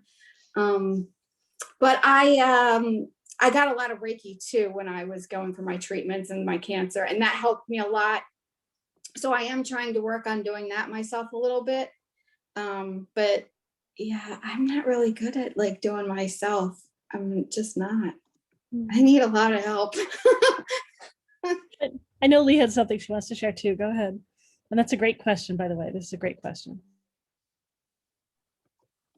I always find that fascinating. For me personally, what I always say is that service to self comes before service to others. And it's literally by doing the things that we try to do for others, for ourselves, that we have that transformation. And like Dr. D said, that big old S on the chest of a healer, practitioner, empath, newly awakened, we all go through that phase of, I'm going to save the world. We all go through that, and we push so much of our energy out. And that's a really, you feel elated, you feel strong, you feel powerful. Usually the crash into the next stage, which I call is, nothing, Jon Snow, is kind of difficult to handle. I'm sure that most of us on this have already, been through that a minute ago, but it's something that happens in a cycle over and over again. And so for me, because the focus of basically what the universe asks me to share is self-focus, I literally have to walk the talk. Otherwise, I can't speak about what happened when you forgive the person who, hurt you back then, or when you find a way to overcome your fears. If I don't actually do it, then I'm just yapping without any authentic truth behind it. So for me, I'm always really, really uber super focused on myself. I say I've been in training for that my whole life because I always asked a lot of questions. I was like the bane of both my first and second husband's existence with but why? But that's not really, you can't just say I feel this way without saying why. Now, I wasn't awakened back then. I was just a pain in the butt, you know what I'm saying? So, but that space that we have as healers, as practitioners, as the awakened, is we want everyone to feel as great as we do. And we do that until we don't feel great anymore. And so that's why, for me, that focus always swings back to the work that we do for ourselves, like the time Dr. D took, even though the universe had to break her toes to do it, to just be, to just sit. I call it surrendering to the universe, because even though we say we have faith, we still want to hold on to the wheel of the bus that we're driving. So that doing for yourself is so important, and using healing others as a distraction is kind of an avoidance technique that so many of us use so that we don't have to be accountable to ourselves. We don't have to be honest with ourselves about the spaces where we still are unhealed, because as healers, we all know we have that. Am I doing enough? Am I good enough? Why would anybody listen when I'm so messed up and I have so many things? Like Sally saying, I need a lot of help. That's incredibly brave just to say that, because a lot of people working in this field will never let you see that they have human cracks in what they're practicing, that it's never a perfect art. It's always day by day, moment by moment, maintenance and integration. So I find that fascinating. I love it when people, use that on themselves. So turning your practice inward is always an important thing. Great. I know Audrey's got something to share too. Go ahead, Audrey. Okay, thank you. I'm muted. Okay, let me make sure. All right, so I believe that we are in this earth plane, to really take on some hard lessons, because in order to be here, we have to have this vessel of a body. So when our other parts of life, like, marriage fell through, or I lost a business, or I don't have enough savings and all of that, I mean, those are other things that we can probably still control or change, or do something about. But when our body starts to show some wear and tear, then we really have to face ourselves. I personally, I have a diabetic condition for 20 some years now, and then so for a while, of course, I would just be in this I don't know, denial or something. I would say, oh well, I just can't help it, right? It's just my body, whatever. I'm thinking that, it's none of my business, right? My body is none of my business. Come on. So but then recently my friend reminded me. She says in her book of the Louise Hayes, right? And she says, diabetes means that I've lost the sweetness of life. And so I'm thinking, normally I like to be very nice and kind to everybody. I definitely consider myself to be a sweet person, but that really rang the bell in my heart, because in my life I feel like I have gone through a lot of different things. Like my daughter ran away, right? And then I just lost my dad, and I lost a business a long time ago in my 20s. And I mean, just so, I have so many sad stories to tell about my life. So even though I feel like I've recovered and I'm doing really good by myself, but still this diabetic condition is a constant reminder. Maybe I cannot eat sweets. Or even when I used to work in the stores, like in Costco, in Sam's Club, when you pass out sweets, pass out fruits or any kind of other food for the customers. Whenever somebody walks by, the guy with the poker face, or he's very stern, he doesn't seem to be in a good mood, then he will refuse the sweets, whether it's a candy or some kind of fruit. But people who take the sweets from me are like children or like girls with a smile. So, after working that job for many years, I sort of come to the metaphysical realization, hey, these people who want to eat sweets, they have a sweet personality. So, I mean, I'm constantly reviewing myself, right? That's what self-awareness is all about. So I really have to start doing this affirmation. I enjoy the sweetness of my life each and every day. And let's say if I see my cat, I would say, "Oh, you're the sweetness of my life." I have this little kitty who's very, very sweet. Otherwise, I feel like I'm just being too calloused, or I'm just, I'm becoming an older lady, and I'm like a grumpy person now. So that's my own personal experience about learning what I've gone through over the years. It's like a accumulated 30 years of experience has really drained the sweetness out of my life. So that's my experience. Oh, I have No, I so much totally- trouble imagining that you're grumpy. Sorry, what were you going to say? No, but I understand where you're coming from, Audrey. I know that affirmation too.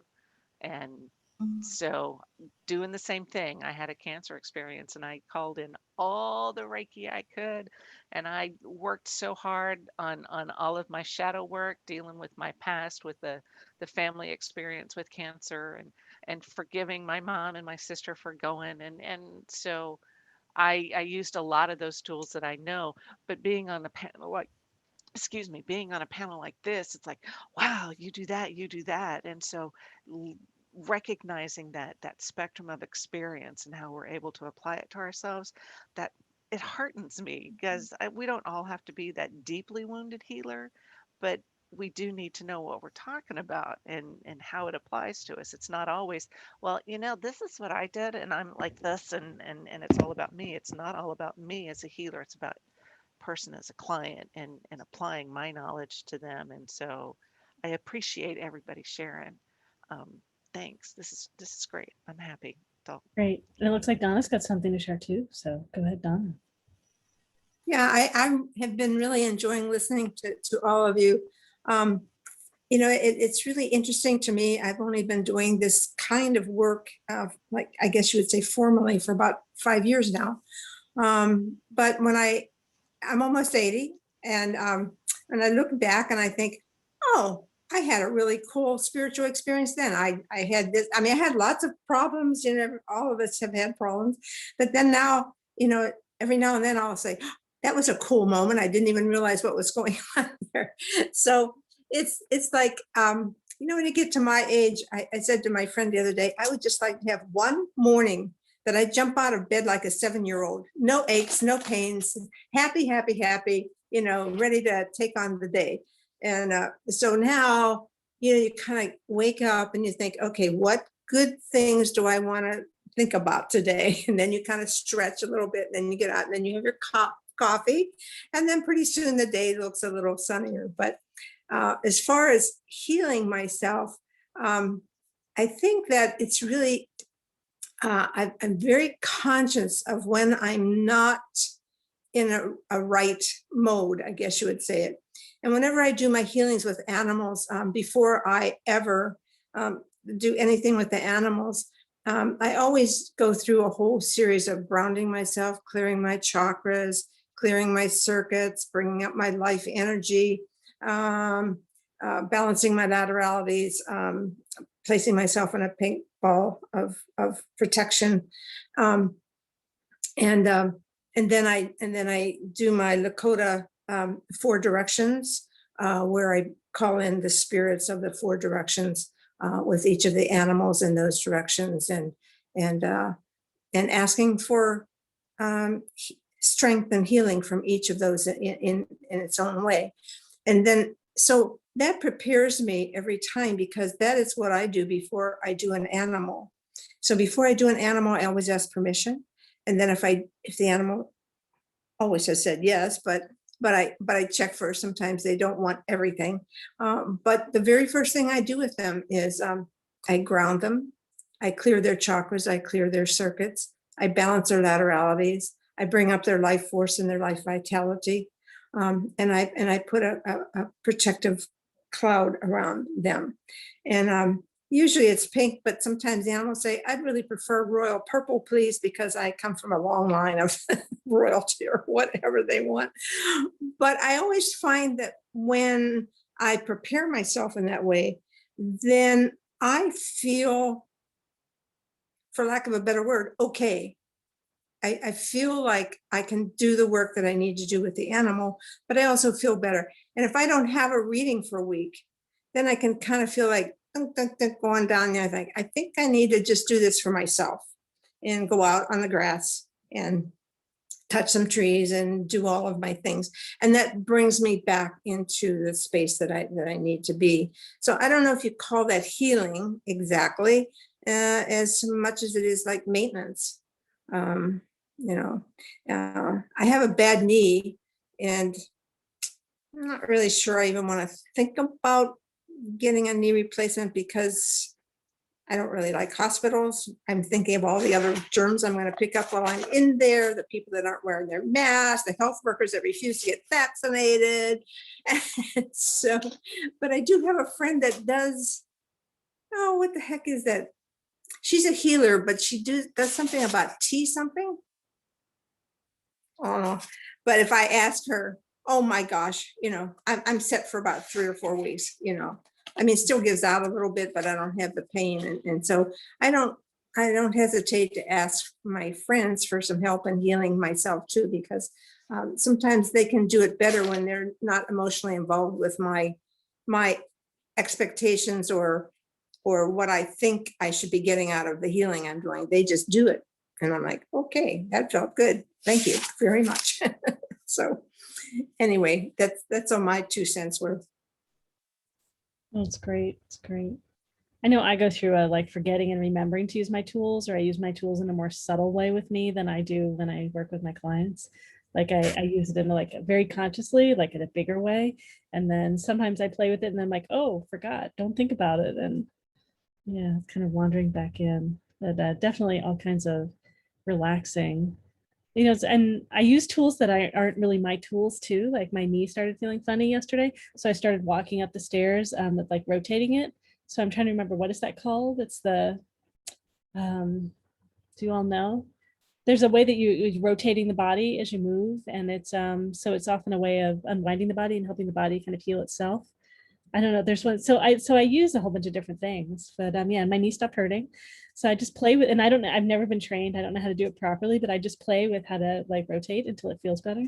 So yeah, and I know I'm giving it more conscious attention, loving attention too when I do that. But, yeah, like I definitely very stubborn. Like I just have, I'm stubborn, and one of my traits, right? So I was going for weeks where my pelvis really is hurting me before I finally let my partner even know like how much it hurts. She does body work, and I like don't ask.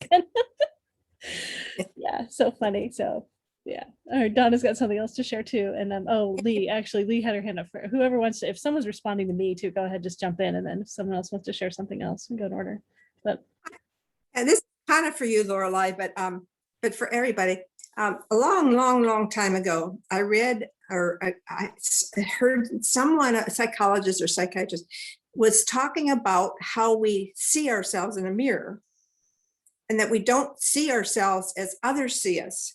And the only way that we can see ourselves as others see us is to look in a mirror that's mirroring our mirror. Does that make sense? Huh.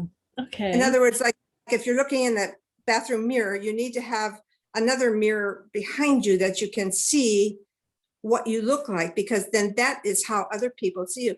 And I tried it one time and it was the strangest feeling. I mean, it was like, who is that stranger? And I was wondering if any of you have ever thought of that or tried it to see, because it's a whole, it is really weird, because when you look at yourself in the mirror, you're looking opposite. Do you know what I'm saying? Your left is your right and your right is your left. But when you look at the mirror of the mirror, then you're seeing yourself as others see you directly. I don't know if that makes sense, but I wondered if. Yeah, I get the idea. Yeah, there's actually a filter on TikTok that lets you do that.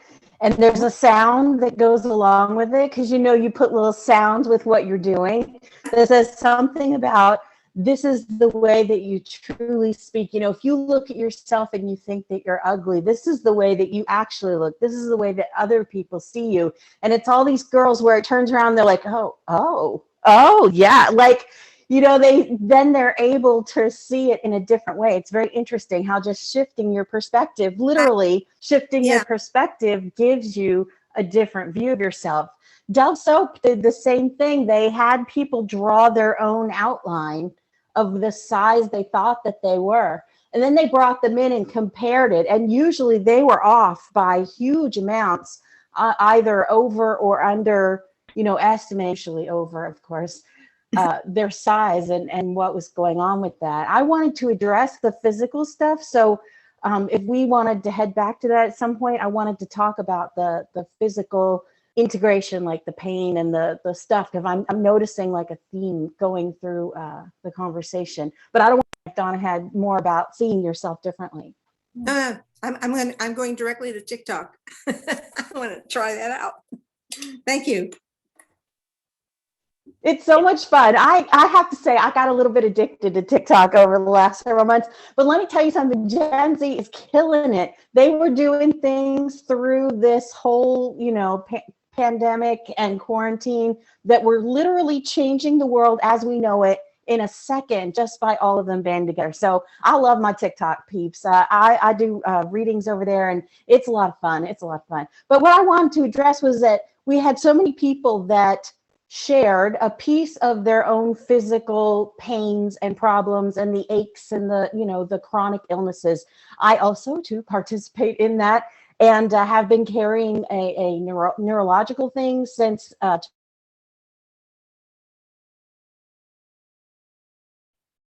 just lost your sound. Did anyone else lose sound? Lee, we can't hear you. Lee, can you hear us? We can't. My sound is good. What? My sound is good. Can y'all hear me? Now we can. Okay. I was just saying, I fully recognize that. And I worked a very physical job for years, and I had learned to separate myself from the pains in my body. So my body was this burden that I carried around with me that I pretended didn't hurt while I did all the stuff that I needed to do. And I did that I'm 51. I worked in restaurants for 27 years. So I was dragging my ass 40, 50 hours a week, plus raising 3 kids at home. So, I ignored my body for such a long time that it went, okay, you're going to ignore us. Guess what? We'll just go numb. We just won't work anymore. We'll just, and I always felt some type of way about all these healers who are like, it's all in your mind and you can heal it. It is a combination, of course, but I just want to share what helped me personally I was so scared to go back into my body, because the only thing that I connected to my body was pain, was the physical pain. And so I was terrified to feel that pain again, because I had gotten myself to a level of functionality through disconnecting from that body. But what I recognized was that I'm in a partnership with my body. And if I'm pissed off at it, and if I'm believing that it's like the ball and chain holding me back from having my dreams, I'm at odds with it constantly. So what I literally did was I gave my body a name, because I worked so hard on my spiritual self and ignored all of the physical stuff for as long as I could. And you know what gave me the realization is I was sitting at my mechanics and I'm telling T, you know, I'm sorry, I know I should have brought it in earlier, but I drive my car until the wheels fall off. And then I thought, damn, I do that to myself too, to my own body. I just drive it until it doesn't work anymore. So I literally gave my body a separate name and started having conversations with it every single day. We're going to move a little more today. I'm so grateful for you doing that.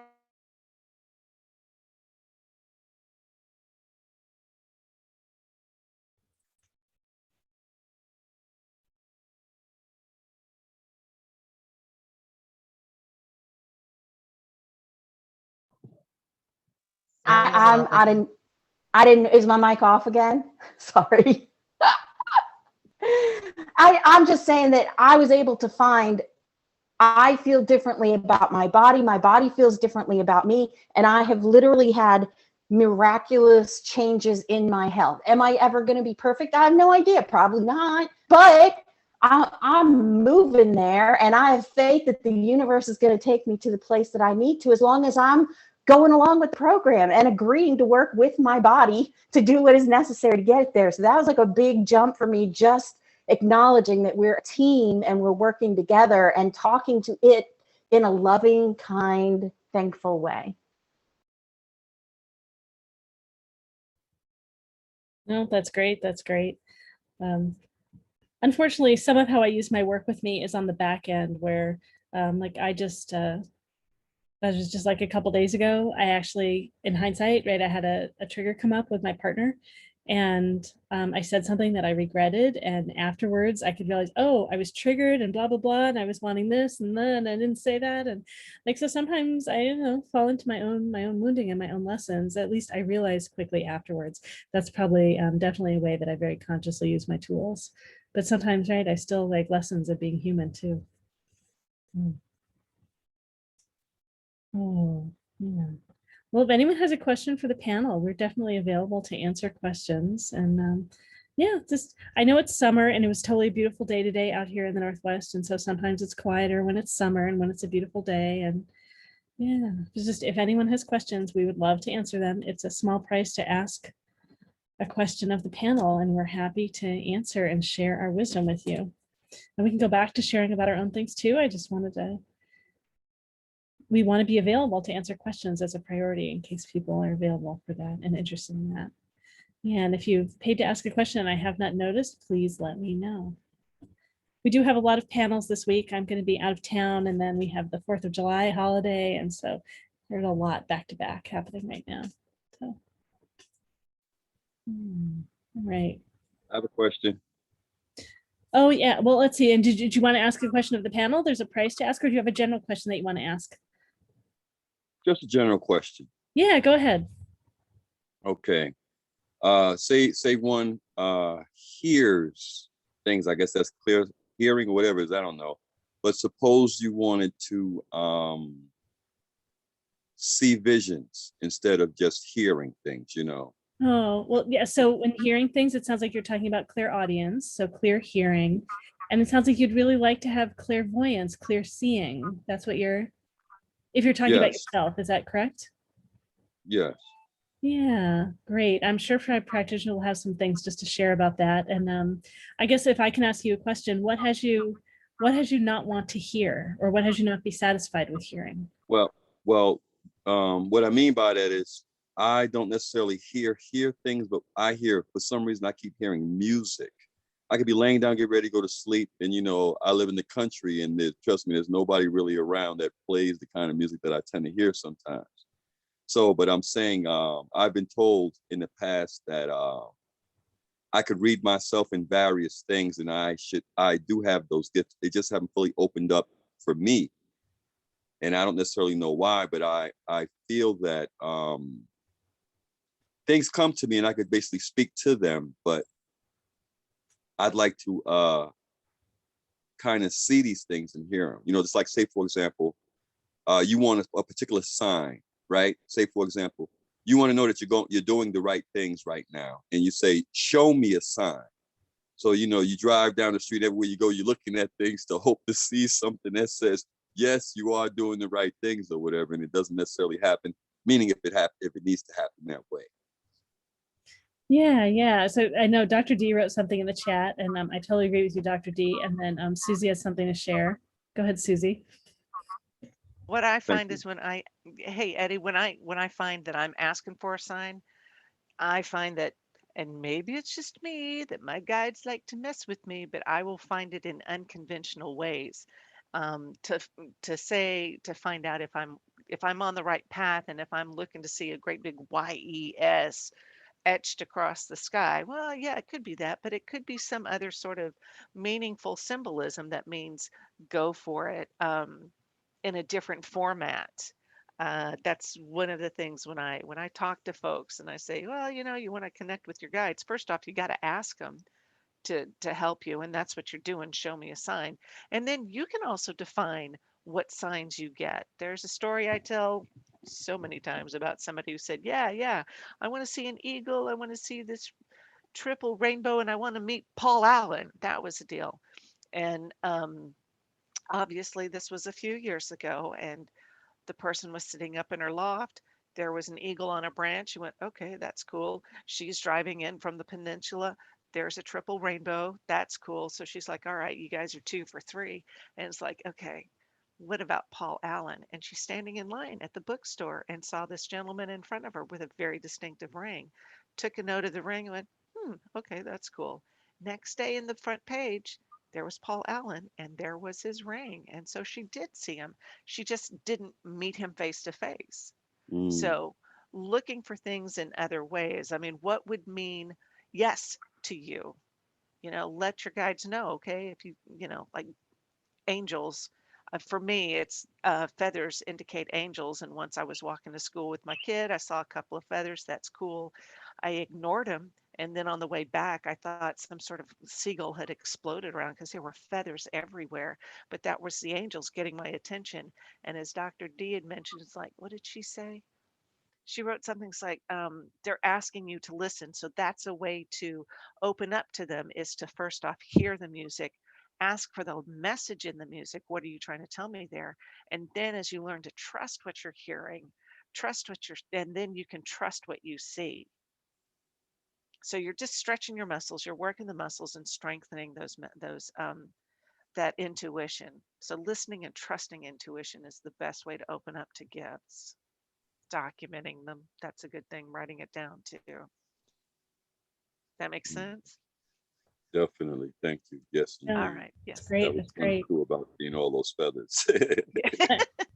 And I wasn't clear from what you shared earlier. Do you ask, what does the music mean? Like, why are they sending music? No, I never thought to even ask the question. I just told people that I hear music, and you know, Do you hear I different didn't music really. different times, or is it the same music all the time? Yeah, it's kind of different music.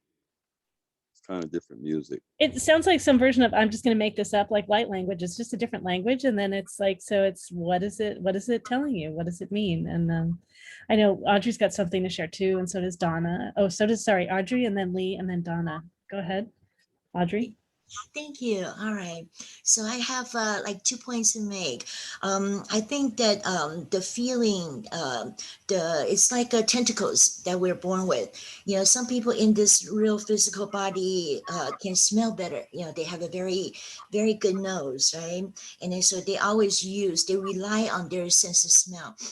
Everything they you know, when they want to eat something, they smell it first. Or some people have very good hearing, and then so we're like the handicapped people. They use to different degrees. They use their either right hand if their left hand is incapable of doing something, or you know, we just switch. However, we just want to know that we have many senses on our body. So for you to hear, if you're very good at hearing music, that's just one skill that you have, one talent or one one part of your senses, that is without a question, that's just good. But then when you want to see things also, if you want to activate your sight, and I know that in real life, my eyes are not that good, or as I'm getting older, I'm nearsighted and I'm farsighted, so I'm just in this sad shape. But I think that when I walk out into the yard, I could feel that the next second, wind is going to come from my right side. Maybe that's a premonition, or maybe that's just feeling the overall energy of the yard. The movement of the air. So I think you just want to consciously rely on your vision. You may want to say, yeah, I want to see the sun rising, or I want to see the clouds moving. I want to see something, just like what Susie was saying about having this conversation. Like when I do the tarot card reading, if somebody's asking me, am I going to move? Then maybe I'm telling my cards, I'm expecting to see some movement cards. Maybe 5 or something, or, just different things. So at least you have an understanding with your spirit guide or with your own higher consciousness that you are expecting to see instead of hearing. So I think that's just a way to open or to activate your own senses. Thank you. Okay. Thank you. Great, thanks. All right, Lee, and then Donna, go ahead. Hello there. Okay, so the universe is always speaking to us, but we teach it how to speak to us. It speaks the language that we already know. So these things that we see, like you're saying, the synchronicities, you'll ask for a sign, you'll see something, but then you're like, is that really a sign? Is that me being like crazy about it? First thing I would say is, don't question it anymore, because imagine if there was a real people and you asked a real person sitting next to you, which your team is always sitting around you, and you say, hey, should I turn right? And they go, yeah, turn right. And you turn and go, wait, should I turn right? Yes, I said turn right. Maybe I should turn left. Should I turn right? No, you should turn right. You should turn right. They're screaming, like, because they do. It's very subtle, though. I liken it to a cacophony. We have this cacophony of sound. So if you think of like an orchestra warming up, right? And all the instruments in the orchestra are playing at the same time. It's kind of like all the chatter of all the people, all the noise. That divine voice, the way that you hear it is like one instrument. It's like picking out the clarinet in the cacophony of noise. And once you notice the clarinet, or once you notice the bass line as the music starts, you can pick it out every single time. And that's how that divine voice is. It's literally, once you start trusting that that sign is coming from divine, take a note of how that feels. Oh, okay, I asked for a bird. There was the bird sitting right there. All right, this is what that feels like, to get confirmation, because you'll get a physical kind of a feeling. Notice that and pay attention every time it happens. The more you notice it, it's just like a muscle. The more you use it, the bigger it grows, the louder that one instrument in the cacophony sounds, because that one instrument is divine speaking to you, and it plays, you are going to respond to the easiest. Awesome. Nice muscle, by the way, also. Oh, she does. Yes, definitely. All right. Go ahead, Donna. Well, a couple of things. One is, well, I envy you because you can hear and I can't. I mean, I'm like, oh, that is so cool. So when you hear music, always just ask, what does this mean? And you will know intuitively. They will tell you what it means. And it may be something that you're not really expecting, but I just want you to know that I do not hear things. And some of the rest of the panel here, I said one day, I was just sitting here, it was very quiet, all the animals are sleeping, nobody's drinking out of the water bowl, perfectly calm, absolutely silent. And all of a sudden I heard like just one, like a crystal bell went bing, I'm like, what was that? And I got up and I looked all around, nothing fell off the shelves. I couldn't believe it. I really heard something. And immediately the panel said, did you ask what it meant? And I'm like, no. But then later on I asked, and I was told it was purity. Okay. So be grateful, you know, for the gift that you have.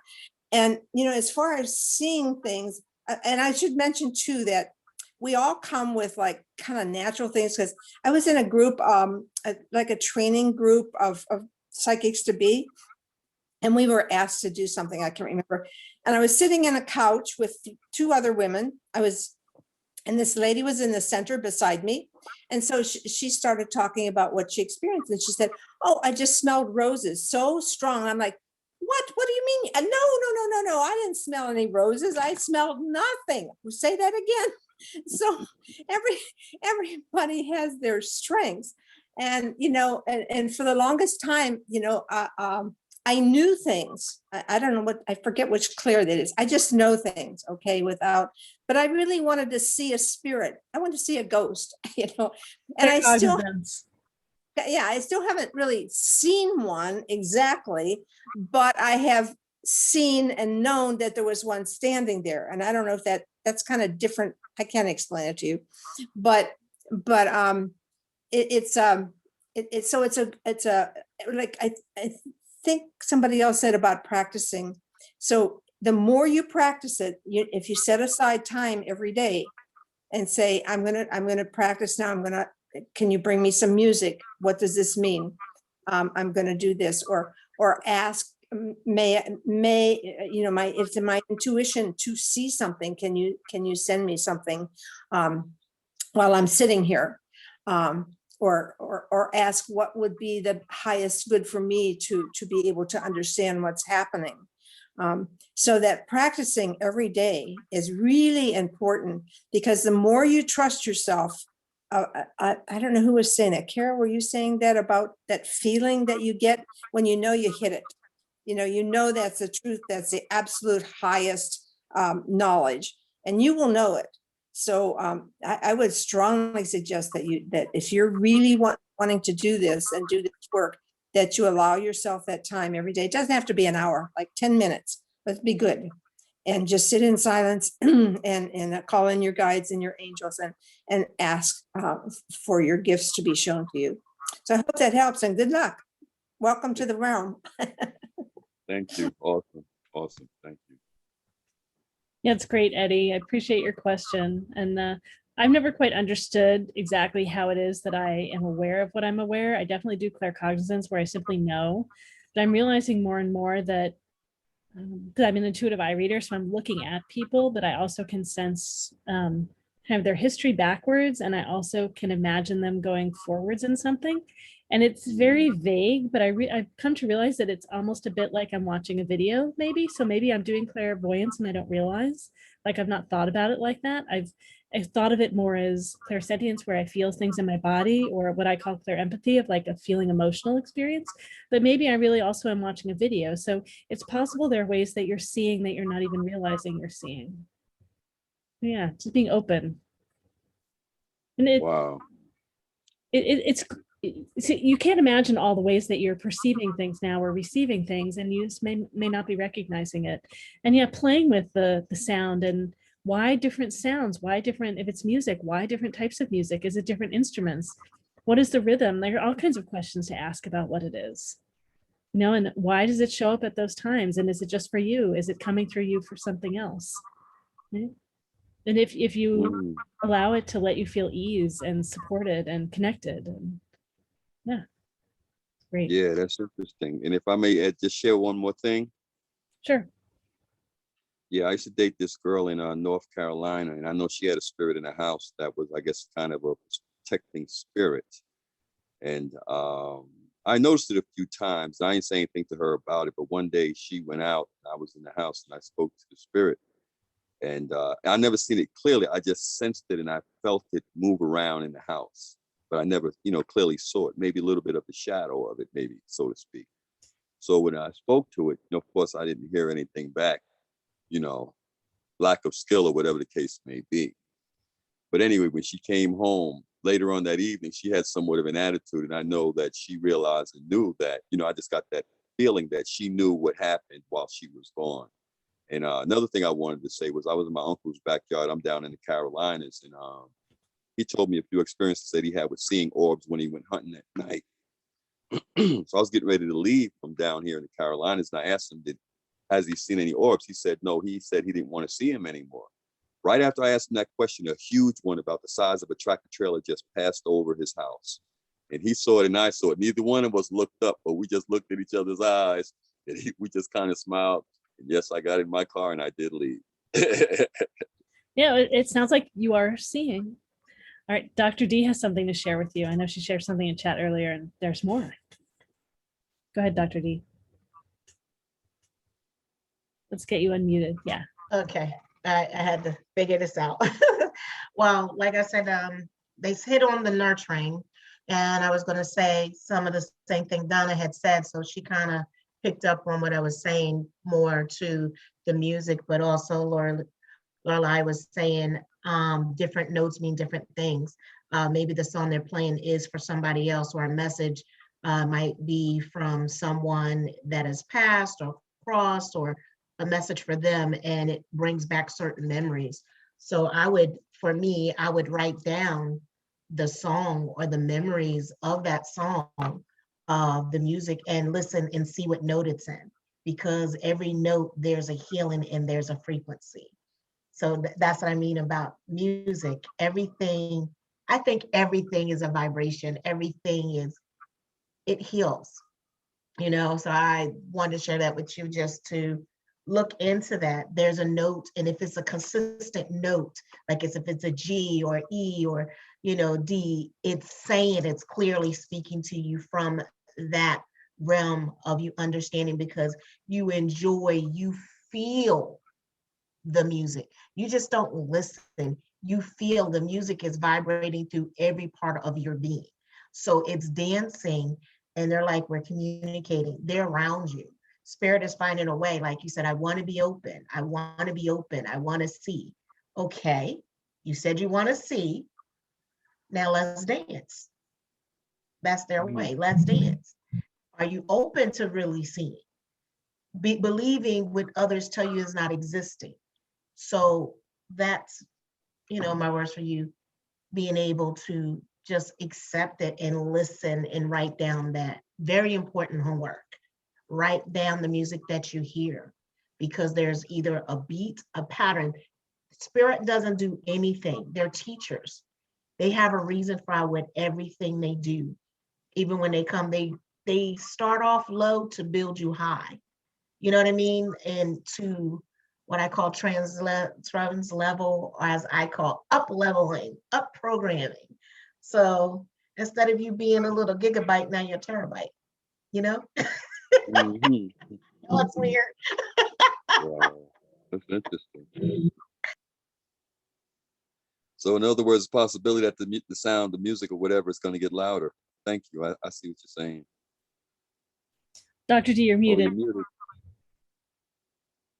Not just the sound of music getting louder. It's not going to be the sound. It's going to be the progression of the music, meaning the composition, the words. You're going to hear them like the melody. It's going to intensify. The more you stick with it, the more intensify it grows. So the beat, the rhythm, the message, it's going to start clarifying, where you're going to be able to see. I know that's probably not what you wanted, but you're going to be able to see exactly what it is through that beat. And you're going to start seeing visions. Like you're saying, you seen an orb. You see spirits and don't realize they're spirits. There's things, I bet you, in your house that are moved around, and you be like, I know I didn't do that. They're letting you know what's going on. But I will talk to you at another time, because there's a deeper message, but we won't go there today. There's a deeper message, but I wanted to say I had a message for Audrey. Am I allowed to do that? I mean, it's a message that has been. I'm trying to I know Susy has something else she wants to share with Eddie too. Is it going to be quick for Audrey, or do we finish Eddie and then do go back to it? Yeah, don't worry about It's me. just for others, but go ahead. I'm sorry. Go ahead. Go ahead. I'll Oh, all right. No, Eddie, what I know it's like pig pile on Eddie because he asked a question, so now we all have ideas. No, that's good. I love it. I love it. Come on.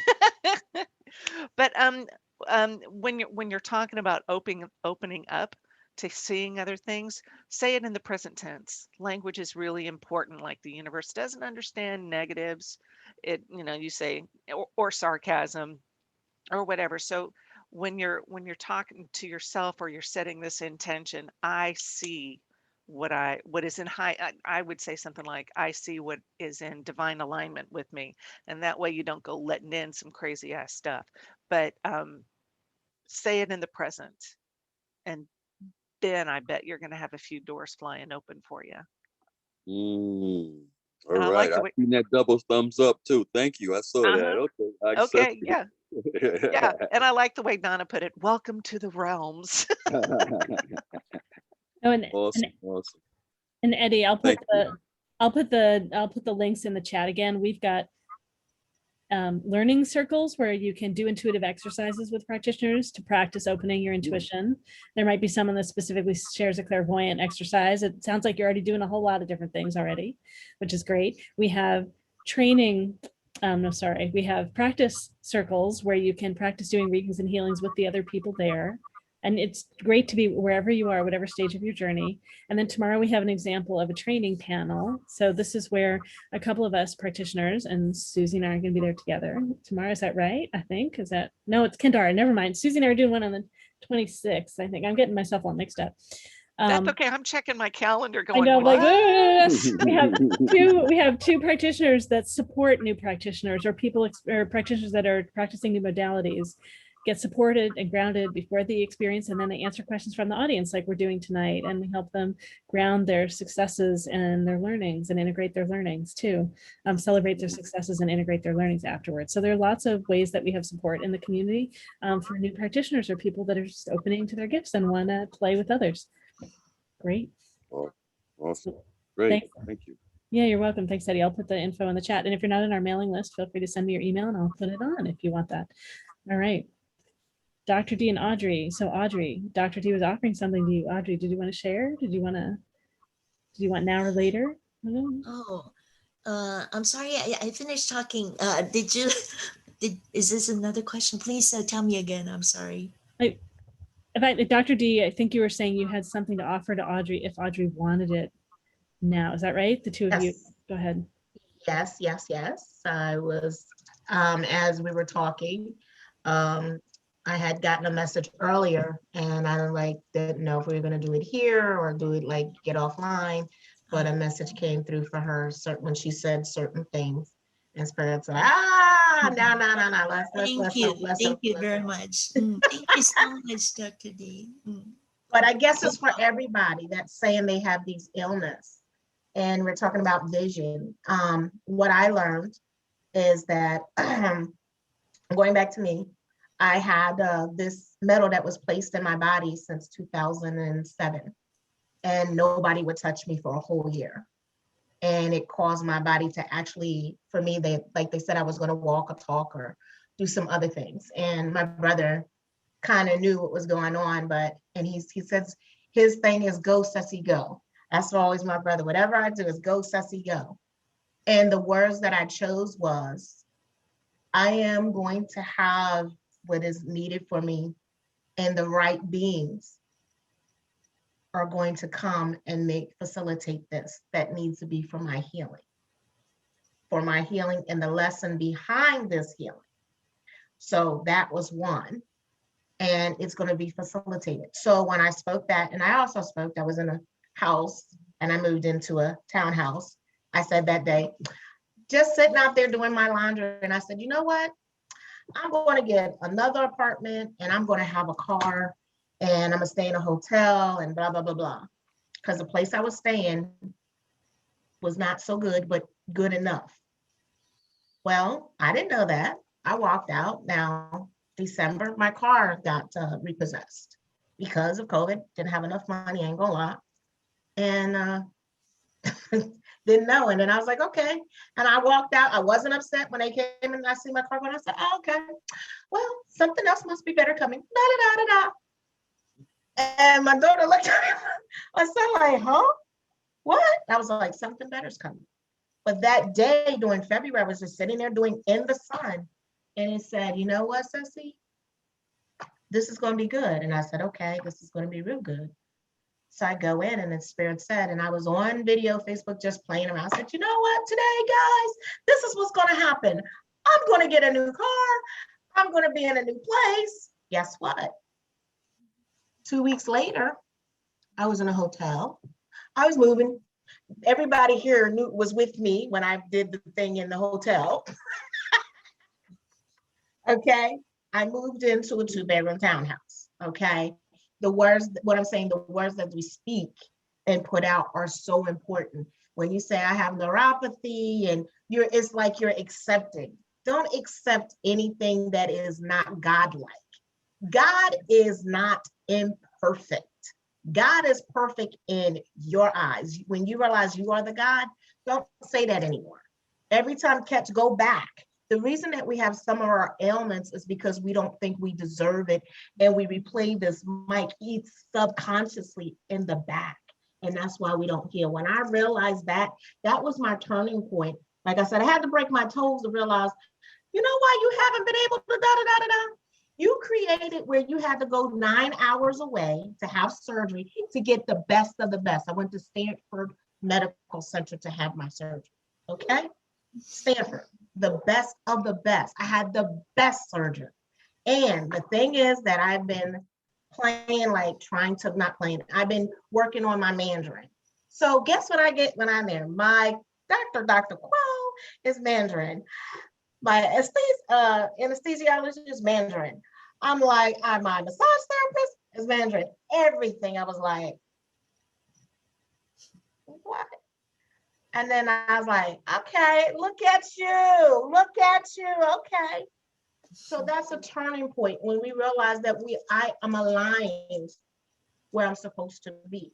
So I want you're in alignment, but it's saying go back and take out that story of injury, take out that story of hurt, start start visualizing yourself as healthy and whole. I mean, really visualize, go back where the pattern when you thought you were broke or your ailment, something back there, Spirit is telling me triggered this ailment. Every disease, every ailment comes from something psychologically that was affected, that's trauma. And when we release it, and I mean really release it, our body starts coming back into whole. Our esoteric self, our spiritual self, our whole self, our higher conscious self, subconscious self, we start going in as one. And we start beginning the healing process. So go back and visualize, what does a healthy blood look like? What does a healthy liver look like? What does a healthy kidney look like? When you start seeing it in your mind, what would be a normal day? Not taking my sugar, walking, eating, my visualization. And when you start seeing, it's like, okay, now, if you'd have called me a couple months ago, would you think that I'd be able to walk up and down these stairs that I have in my townhouse? No, but nobody would have thought that. And I was like, and I was struggling when I got here. I ain't gonna lie. After I had my surgery, was a wake-up call. I walk up and down my stairs. I walk my dog now. I go to the, stuff my son be like, well, Mom, you want me to such and such? No, it's how I visualize. Ceci's gonna walk, Ceci's gonna run, Ceci's gonna wear heels. That's my goal. I'm going back to my heels. I used to be known as the food alchemist. I was the chef with the heels cooking. And I don't mean no little heels. We're talking big, great heels. That might not be much for people. I had designer shoes. So that's my goal. So that's how I see myself, where I want to be. I'm visualizing my back is strong, my legs are strong, my body is strong, whatever it is. I see, I'm pulling in my energy to manifest the things I want, and they are aligning. They are aligning from my shows. When you see something on TV and you just talked about it, you're in alignment. When you hear something, you're in alignment. When you keep seeing it, you're in alignment. When you see those numbers, you're in alignment. It starts speaking to you. It starts healing and working because you're in alignment together. But they're saying, don't say what Don't say what you have, because that is not you. Say what you want. I am healthy. I am whole. I'm in balance. I am in divine presence because I am a divine being. Divine being. That is so important. Don't know why, but I'm telling you what I'm being given. You are a divine being. I wanted to talk to you some more, but I don't want to take up all the time. I know I can be a Thank you a so word much. hall. Yes, that's beautiful. Thank you. You're welcome. Mhm. I'm sorry, but y'all go ahead. I'm gonna shut up and go back. Oh, beautiful. Thank you so much for receiving so beautifully, Audrey, too. Yeah, thank you, Dr. D. All right. Well, I put some info in the chat. I put the info in the chat again about the practitioners and how to contact them and their specials. And we also put in information about filling out our feedback form. We'd love to hear from you about how our event could be better, how it was of service to you. If you share your email address with us, we'll put you in a drawing for a free 30-minute session with one of us of your choice. So the link is right there in the chat. We've also got upcoming events. Some of our upcoming events are tomorrow. We do have the anything and everything panel. You can ask us a question on anything and everything like you can anytime, but we don't have a specific theme. And it's our training panel. We're supporting new practitioners. Oh, and if you're giving me your email address because you want to be on the mailing list, that is great. If you want to be entered into the drawing, if you could fill out our form, that would be the easiest way for us to track it. It's in the top part of that the last chat. I say, so tomorrow at the anything and everything panel, you'll also be supporting our new practitioners as they open to their gifts. It's half price to ask a question for that panel. And it's great. I'm getting email addresses for the list. I'm happy. I will take them. All right, great. And then on June 23rd, we have, well, I should say, I'm going to be at the beach. If you want to come to the beach, there's a fair at the beach. We're going to have a practice circle for strengthening your gifts. So this will be an opportunity to do readings and healings with peers on Wednesday, June 23 in the evening. And then Saturday, June 26th, we have another anything and everything training panel where we're supporting new practitioners share their work, or people, practitioners practice new modalities. And then we have a fair on June 27. We have about 16 practitioners that will be offering their work. We have a small sample of intuitive readings like this of the audience in the main room, and then practitioners are in breakout rooms for the next 3 hours, offering all kinds of educational talks. That is, Sunday, June 27. And if you go to the website, which is probably the same place you used to come in here today at joinmeweonline.com or jointhefair.com, and scroll down, you'll see all the different upcoming events. And you also get to see a sample of the practitioners at our fairs. Wednesday, July 7, we have a panel on sound healing. We have tons of different panels coming up throughout the summer. If there's a theme that you want to hear, let us know. You could put it in the chat now. You can put it on our feedback forum. We're excited to be here with you. We have hundreds of practitioners that are in our community, and we look forward to being with you. We're going to have fairs during the summer, not the summer, in the fall in Washington and Oregon. If you're in the Northwest, we can meet with you in person. We'll have maybe, it's going to vary, probably between 45 and maybe 70 or so practitioners practitioners and vendors at any given fair. So, well, let's see. So let's go ahead and have our practitioners introduce themselves again. So let's go around and, oh, Susy, if there's anything else. You're also expanding where you're having these in-person fairs. I am. So I have been having them in Oregon, in Portland, Salem, and Eugene, and we're just going to focus on Portland and Eugene this year. And in Washington, we've had them in Bellevue and Redmond and Seattle, and we're now going to have them in Bellevue and Linwood and Anacortes. So if you're in the Seattle area, we're going to be in 3 cities. Very exciting. I'm very excited because I can drive to those now and not worry. Great. It's great. All right. Well, let's see. So so practitioners, let's go through and share our contact info again. So share your name, share your modalities, and share how people can reach you so that when they watch this video, who knows, years from now too, they know how to get in touch with you if they want to reach out to you. All right. So let's go in the different order now. So maybe let's have Lee, Audrey, Dr. D, and Donna and Susy, or I don't remember exactly the order, but go ahead, Audrey, if you want to share, or no, it was Lee first. Go ahead. Well, again, my name is Cara.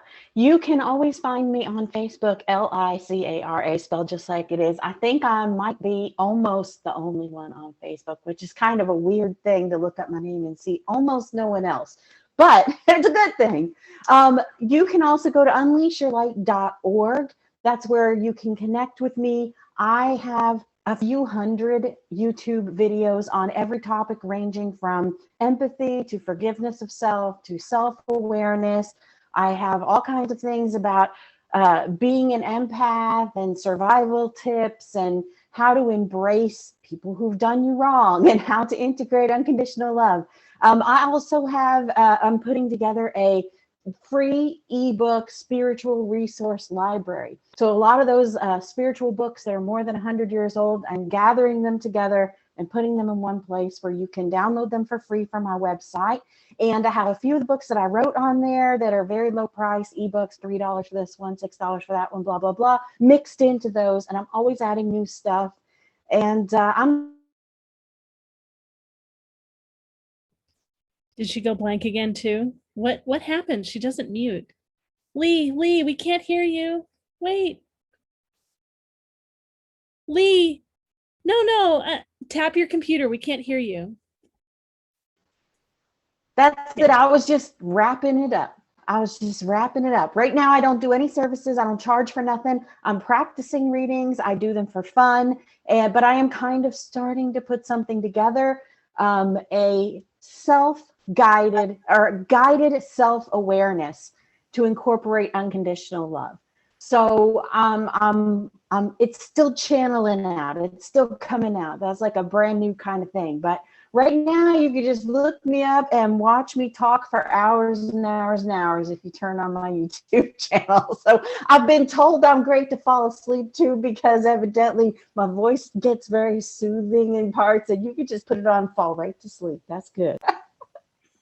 That's great. Thank you. All right, Audrey. Hello. Okay, thank you so much for this opportunity for us to meet here today. And I have to say that this is my first time being on the Zoom, MeWe. Okay, so again, I like to do a lot of astrology, numerology, tarot cards, destiny cards, and of course the spirit communication. And my website is audreyleemetaphysics.com. So I will probably put that in the chat area. But my name is very easy, Audrey, Audrey Lee, Lee, metaphysics.com. On there, you can find a lot of updated information of the astrological charts of the solstice or the whole year, positions of all the planets. And then also there's one that's kind of interesting, the position of the moles on our face or the age areas of our face. And that's part of the Chinese physiology. Anyway, just a lot of different things in there. And I'm so excited to share with people. So I have a meetup group. So I have meeting on every Monday night, and then every other Friday night for astrology, and one for tarot. Just different opportunities for people of like mind to talk and get together, social, and all of that good stuff. Thank you. Great. Thanks so much, Audrey. All right, great. Dr. D. Oh, There you go. I'll get it, I promise.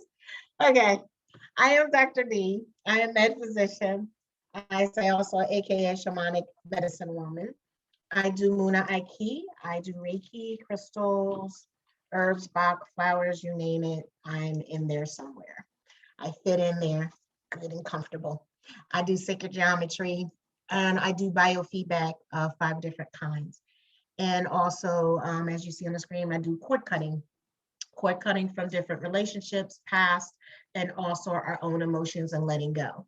So that's very important. That's why I like also biofeedback, because it helps you enhance the things of cutting off the cord. And where you can find me is at Dr. D, Dr. DEMET, APH YSIAIN, Dr. DMedphysician.com. Or better yet, which I really like, all you got to do is put Food Alchemy Network. Ta-da! There you see me. Hey. So, and I am on Dr. D Metaphysician Food Alchemy Network. We have a show every Monday with Coffee with Audrey. We have a show on Thursday, Angelic Whispers with Dr. Ron Bates. You have a show with me, Dr. D. It could be anything from cooking to this to that. And like I said, and then on Sunday, we usually have the Women's Circle, the Door of Many Colors. And as I said, this Tuesday, I'm excited. Yes, yes, yes, yes. We have Women Gathering. Women that Gather and How to Begin the Healing is our premiere show this Tuesday. So I'm so like psyched. Got some men energy needed. Woo! I'm just saying. But I am Dr. D. If you have any questions, you want to call me. My number is 480-253-9407. No matter what, even if my website down, that number will always be. It's been around for 14 years. You can always find me. Just a click, click, click away. And Can you I say wanna it slower, thank please? you so much. Woo. Say it again a little more slowly, please. Your phone number. There was a request for it a little more slowly. Oh. My phone number is 480-253-9407. And I probably have it here and I'll put it in the chat again. Oh, your phone number is not on here. It's good you said it. Okay, maybe I'll put it on in the future if you want it on there. All right, great. All right, I think Donna or Susie, I don't remember who's next. Why don't you go ahead? I'll go. Hi, my name is Dr. Donna Stower. I have a background in teaching in the medical sciences at university level. I have studied Lakota healing traditions on the reservation, and I am a Reiki master. My work that I'm doing now is with the healing, energy healing of animals. I work with them if they are ill or if they're getting ready to pass over, or if they have behavioral problems, or sometimes their guardians just want to know how they can best help their pet live its fullest life with the greatest joy. I also do mediumship with animals that have crossed over. Sometimes their guardians would like to know how they're doing. All of my work is done long distance energy healing. I use all sorts of modalities like crystals, colors, essential oils, animal essences, all sorts of things. I do emotional healing for the animals. Most of animals that usually their emotional problems are absorbed from their guardians. So that requires some healing or understanding of the guardians of what they're passing on. And then I also work with their spiritual and their mental levels, working with their energies, chakras, circuits, auras, that sort of thing. So if you're interested in having your animal healed or talk with them, or you need help with them, please don't hesitate. I have a website. It's drdonnac.com,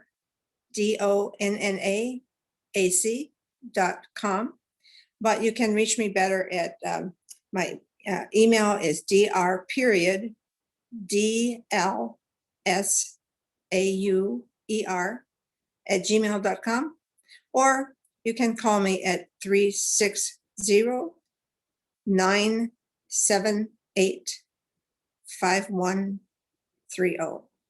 So I hope that you if you have pets, that you are doing well with them. And if you need my help, please get in contact with me. Thank you. Thanks, Donna. All right, go ahead, Susie. I'm Susie Parker Goins of Blue Lightning Healing and Blue Lightning Healing Meditations. I'm a channel bringing divine through to you in accessible presentations so that you can develop your relationship with them. You usually come away from any session having tools and ideas for how you can work on your own and grow on your own way, grow on your own path. I'm also an energy healer, a past life explorer, and I have a podcast called Blue Lightning Healing Meditations.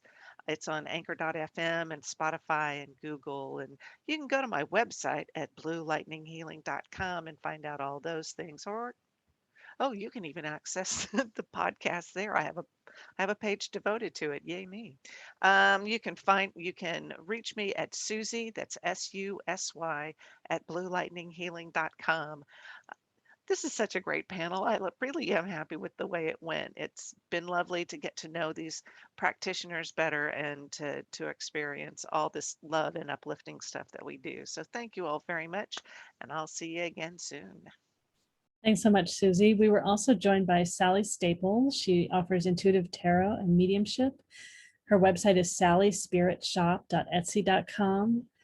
She's on Facebook at Sally Spiritual Guidance. And she has a link tree. So it's linktr.ee/Sally's Spiritual Guidance. And that leads to all of her sites. And she's at mamasallyspiritgirl@gmail.com. And her event special is 20% off her Etsy shop. She's got a code and it's in the chat. All right. And I am Laureli Shimayo. I'm an intuitive eye reader and a body psychology coach. I read your eyes, read your soul, and answer questions about your purpose, relationships, career path.